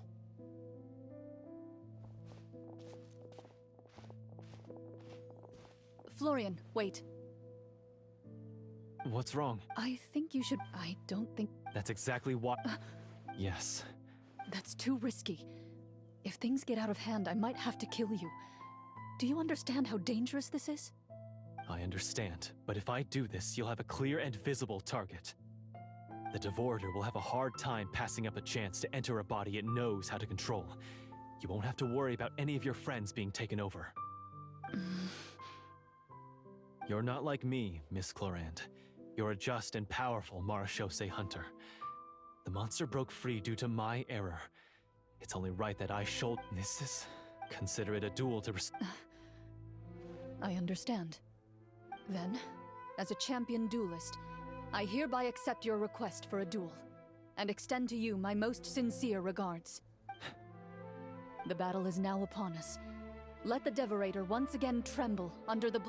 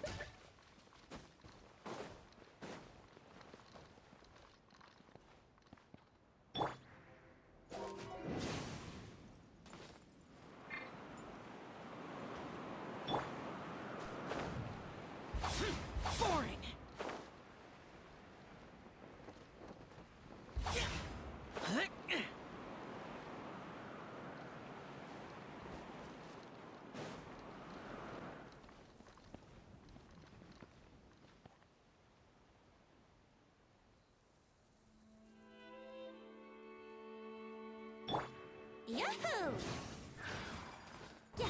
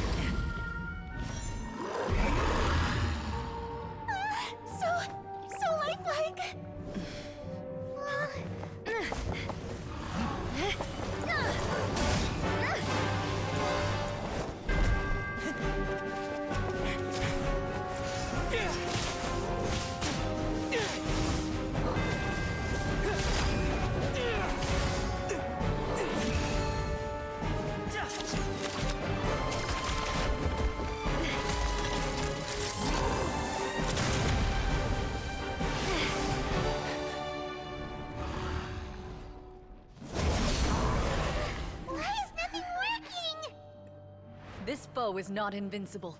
You hold the treasure. The power to defeat it in your own 2 hands. The treasure? You mean... The names! It's the Marechaussee Hunters' names! How are we supposed to... You forget, Paimon? There's still one skill we saved until the very end. Hunters fight not for fame, but to aid the people whenever they are summoned. Walter the Marechaussee Hunter, master of 1,000 tricks, executioner of the Phantom Hunters, I call for aid! Est, the Marechaussee Hunter, inheritor of Cassiodor's will, judge of the Shadow Hunters. Answer my call!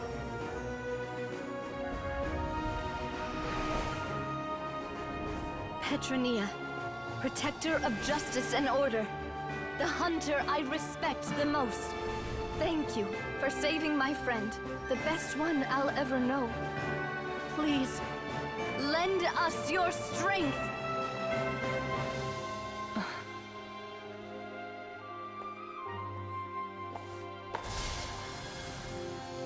We have come to answer your summons.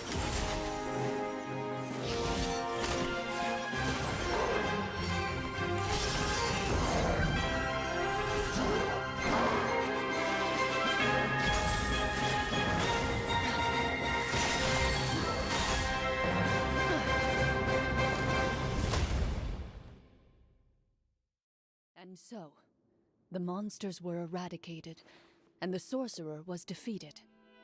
Peace soon returned to the capital. Those in the court, manipulated by the sorcerer, also recognized the errors of their ways. Some remembered the names of the heroes who saved their kingdom, but others simply continued their lives none the wiser. Such is the story of the Marechaussee Hunters. They pursue the phantoms in the darkness and exterminate all who pose a threat. They will always protect the city and those within it, even should all memory of their accomplishments be forgotten by the very people they serve. I am assuming we've finally reached the end of the script. Yes, you've reached one of the better endings. It's a pretty solid story overall. I thought it was just an ordinary adventure at first, but the further we got into it, the more impressed I became with the production and the plot. That final battle especially!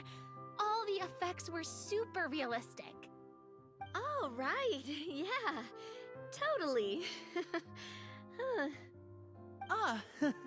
That's a really good point.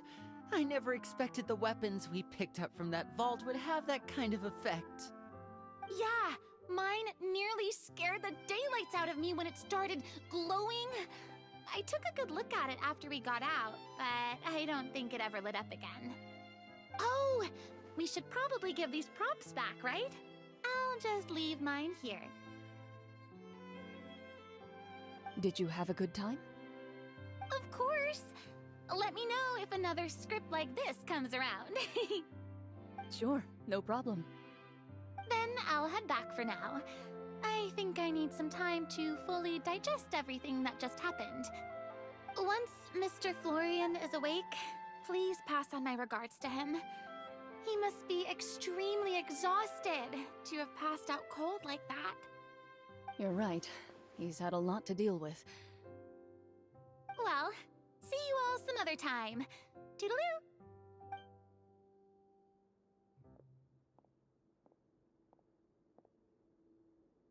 Okay, so, can I ask now? I think it should be fine, yeah. What in the world was going on back there? So you saw through all of that? That time in the cave when you told us to close our eyes, it'd be weirder if we didn't notice anything. I was dying of curiosity the entire time. I mean, you did a pretty bang-up job of pretending nothing had gone wrong. Farina actually looked like she thought all of it was planned. Guess none of us wanted to be the one to break the illusion. What are you all talking about?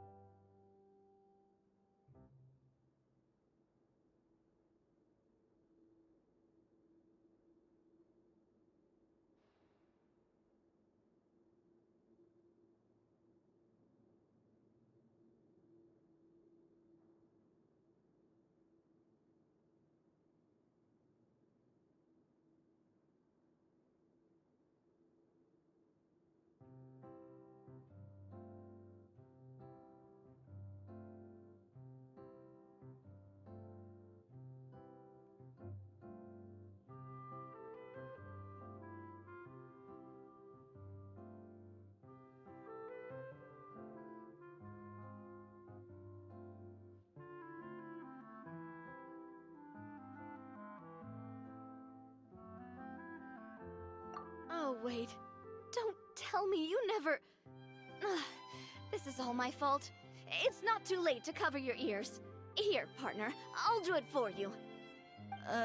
Bit late for that, don't you think? You're saying everything that happened back there wasn't actually part of the script? It's probably more accurate to say this was never a real scripted story to begin with. What? So loud. My head. Hey, you! Get up right now and explain yourself! No shaking, please! Oh, my head.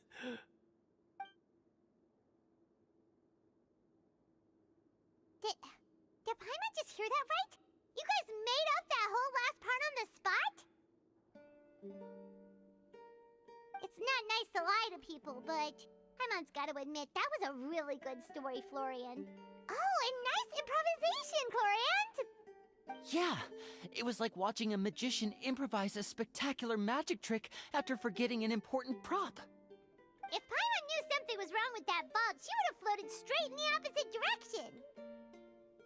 Everything was under control. As if you've ever described a situation as being out of control. I'm pretty sure any situation you consider to be easy to handle would scare a reasonable person half to death. Guess I'm just used to it. You must run into a lot of unexpected situations then. That explains why you're so good at coming up with things on the spot. As for you, Florian... I know there's no excuse for what I did. I'll turn myself into the guards at once, confess my crimes, and accept any punishment that comes my way. I would say you've already suffered more than enough. What? You may have been blinded by fame and fortune in the beginning, but your actions during the final battle had proven you to be a true Marechaussee hunter. You'll be far more used to the city above ground than below. Your job as a hunter is more important. But... Of course, you'll still need to take the keys and pay a personal visit to the 2 hunters you wronged. Prepare to accept any terms they give you as well. Yes, of course. As far as I'm concerned, though, your showing in the duel was enough to prove your honor. Then I'll do exactly as you said. I'll go return those 2 keys right now. Thank you so much, everyone. I'll do my best to prove myself worthy of the second chance you've given me. I swear this on my name and honor as a Marechaussee hunter. Until we meet again, everyone.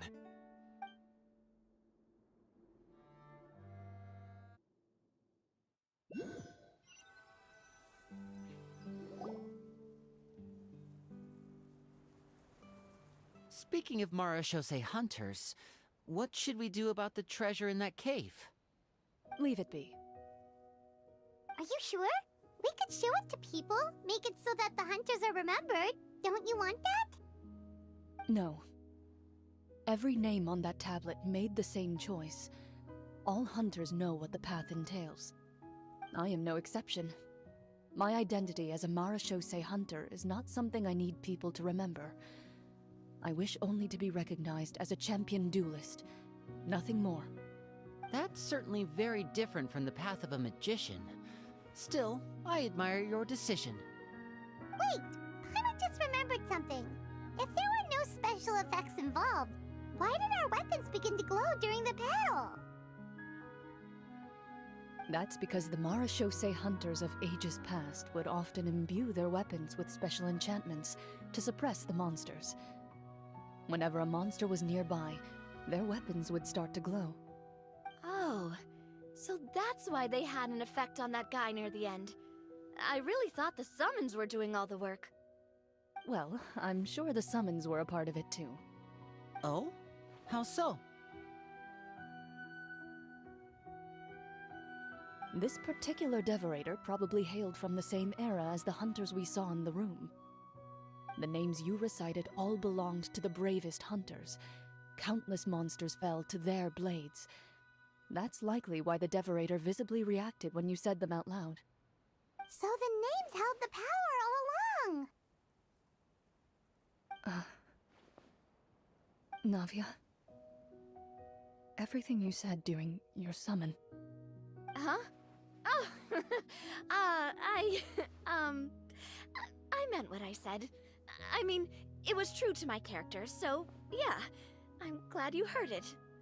Just don't make me repeat myself. It's embarrassing.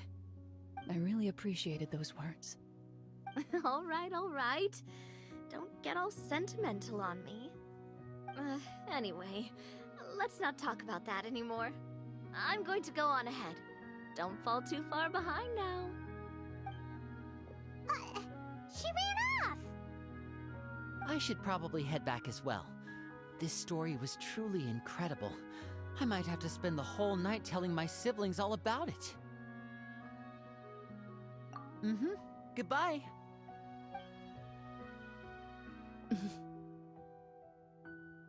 Traveler, should your name and deeds be forgotten, what do you think the significance of your journey will be?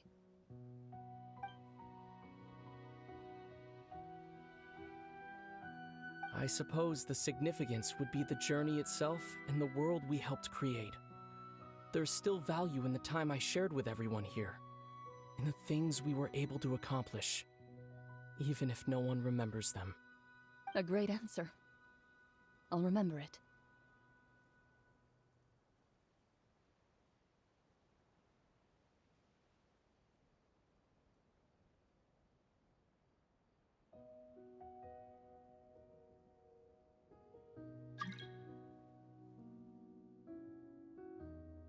Me?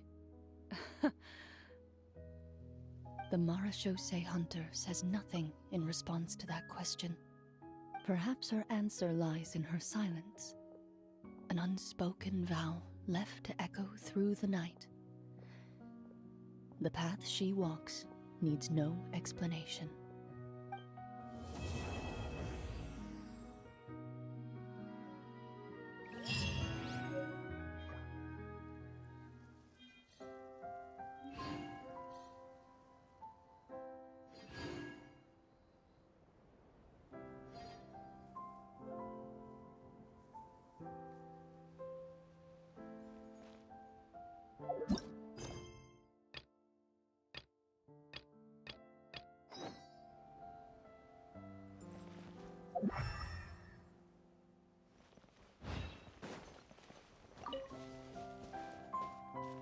Wouldn't gliding be faster?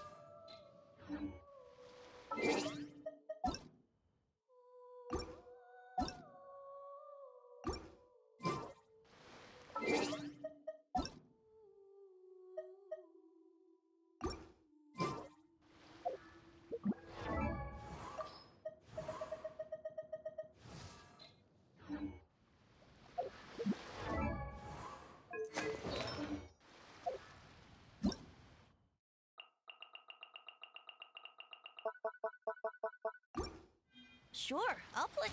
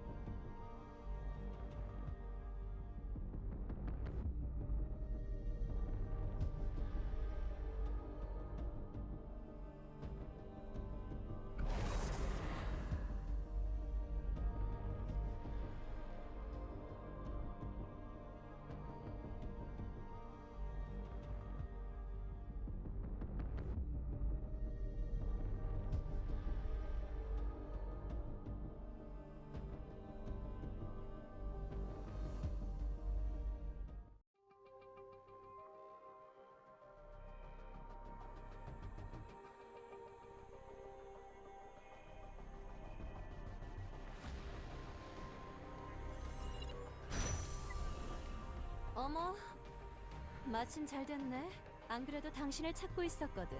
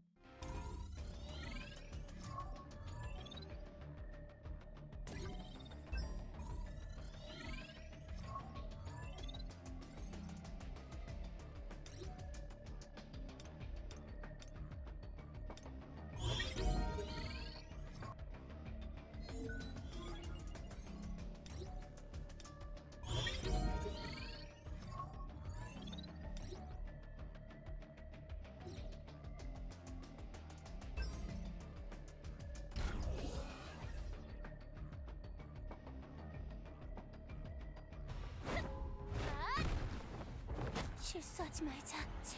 체크.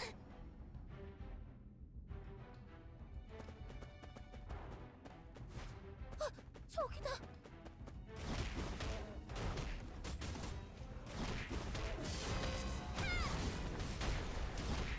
침착하게.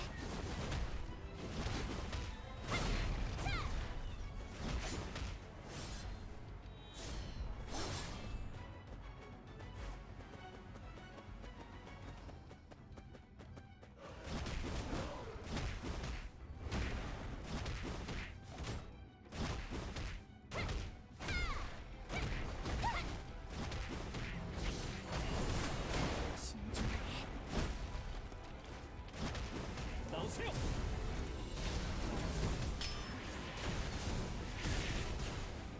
터뜨려드리죠. 온 힘을 다해서.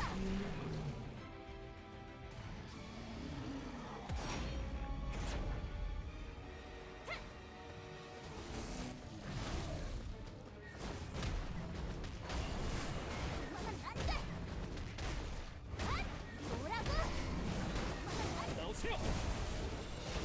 산소까지 태워드리죠.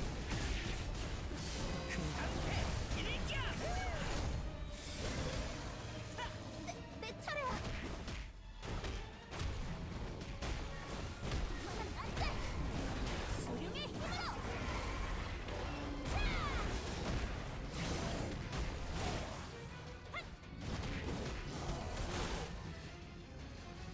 나오세요. 자, 폭풍이 올 겁니다.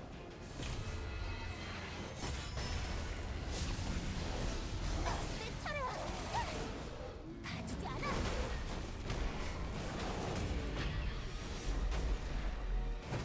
내가 해낸 거야?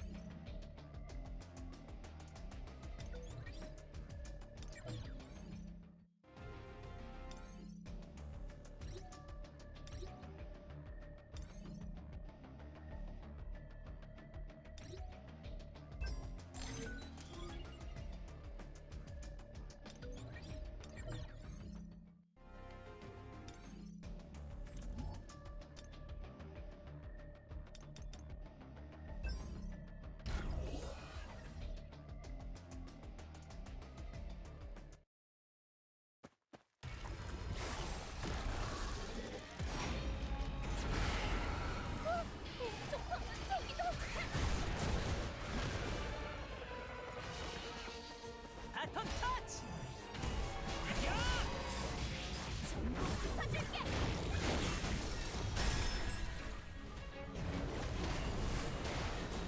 온 힘을 다해서. 바톤 터치! 저기다!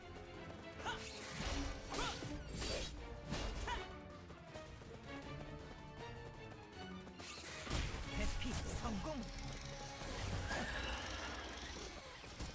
형님은 뭐라고 계실까?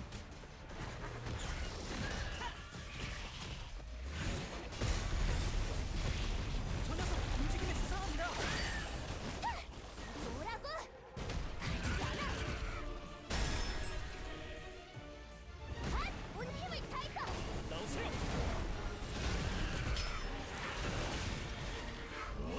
바톤 터치!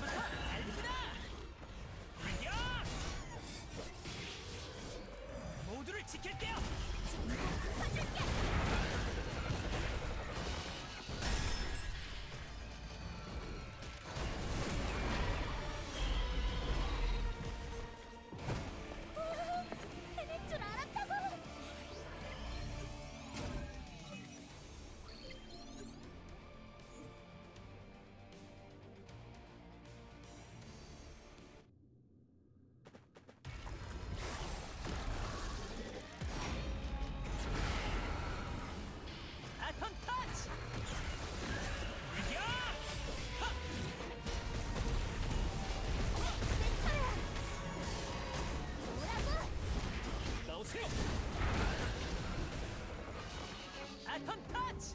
된다!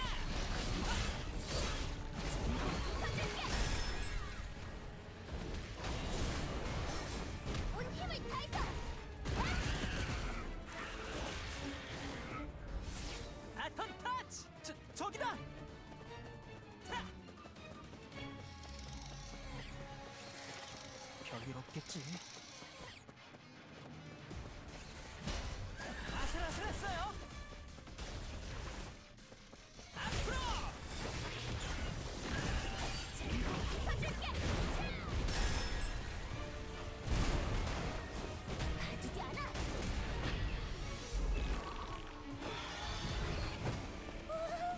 해낼 줄 알았다고!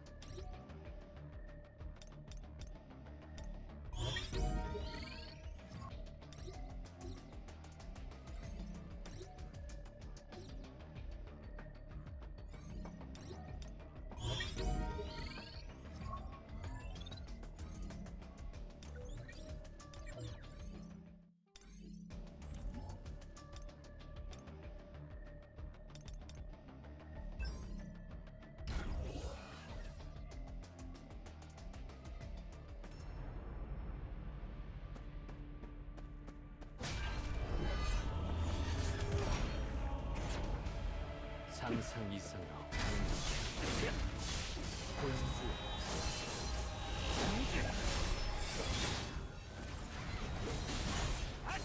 이걸로 끝이다. 전부 보여. 소용없다. 반격의 시간이다. 전부 보여. 반격의 시간이다. 전부 보여. 느리고 본주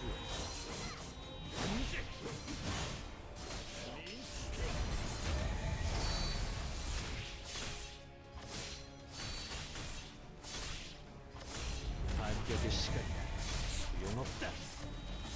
이걸로 끝이다. 전부 보여.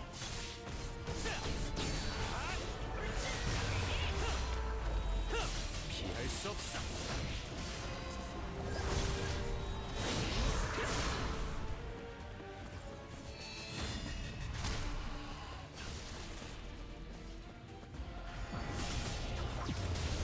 반격의 시간이다. 본주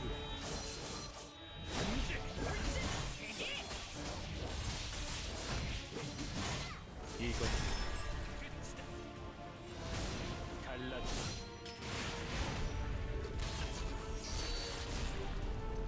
시시한 상대로군. 사라져라.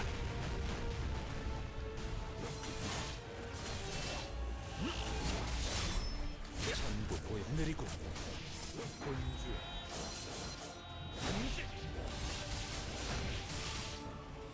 적화리 일시 낭매 몸을 해볼까? 반격의 시간이다.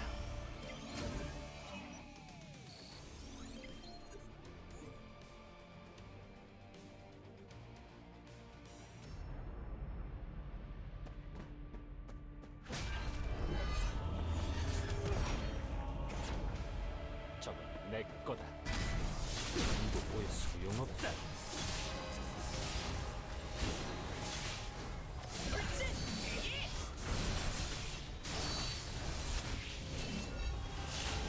일섭 피할 수 없어.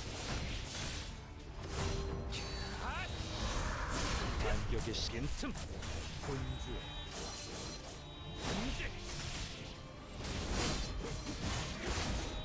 전부 보여 갈라져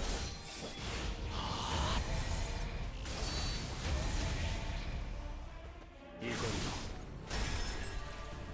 본주 문제 피할 수 없어 반격의 시간이다 느리고 갈라져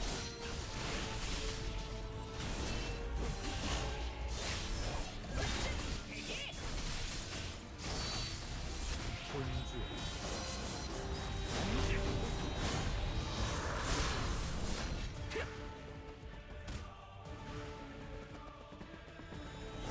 전부 빈틈 이걸로 끝이다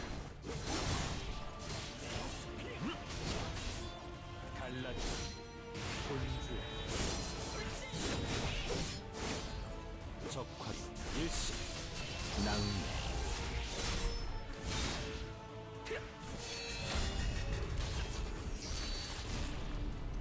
시시한 상대로군 사라져라 피할 수 없어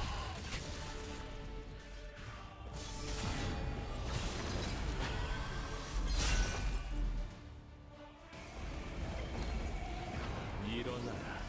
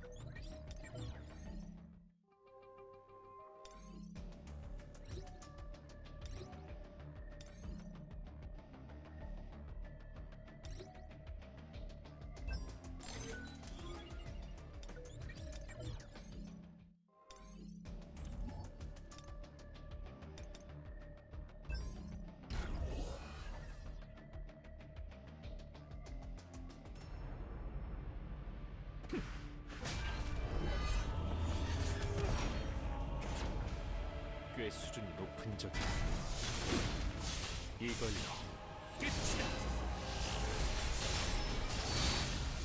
본주 문제 반격에 소용없다 전부 보여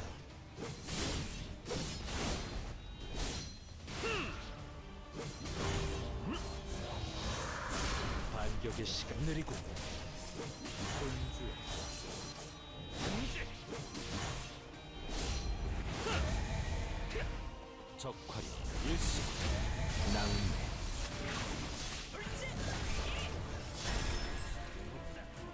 링스피어 본주 문제 이걸로 끝이다 전부 보여 느리고 피할 수 없어 적화리 일시 낭매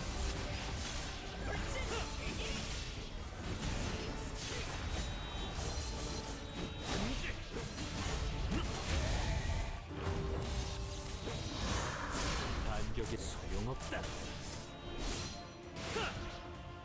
장난은 이쯤 하지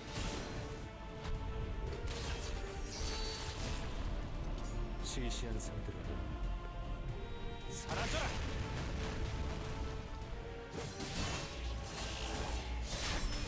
몸 풀어볼까?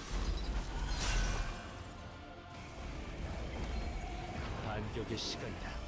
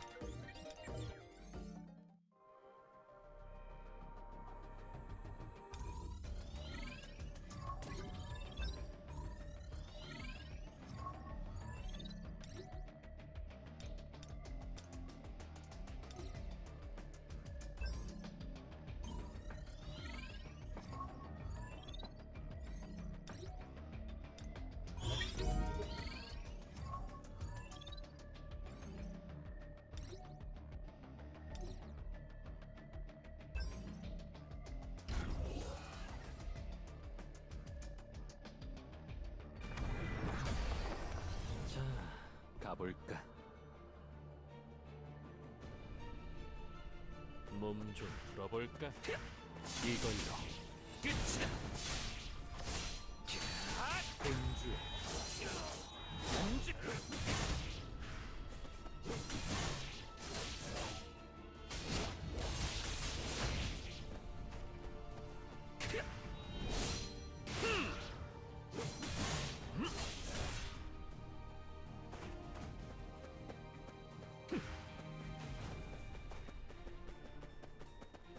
얼마만큼의 레벨을 올릴 수 있을까? 본주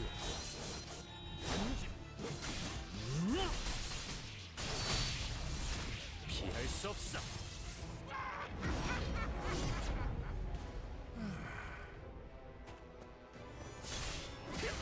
전국 오린 틈.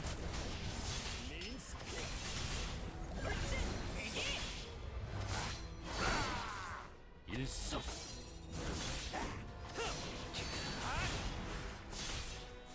본주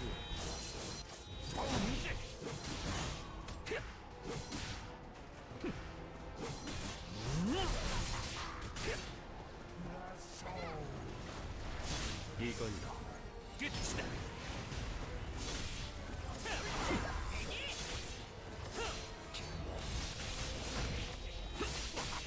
놓치지 않아.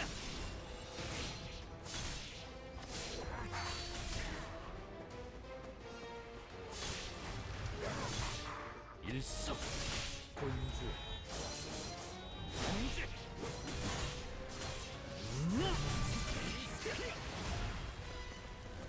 이걸로 끝이다.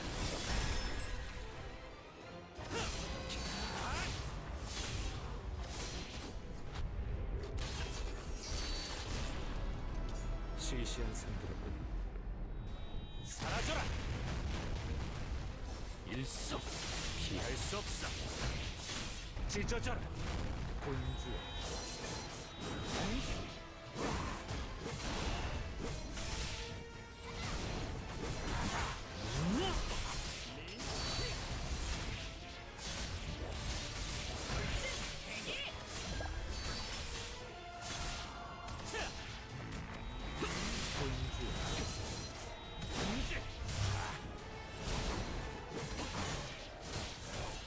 피할 수 없어.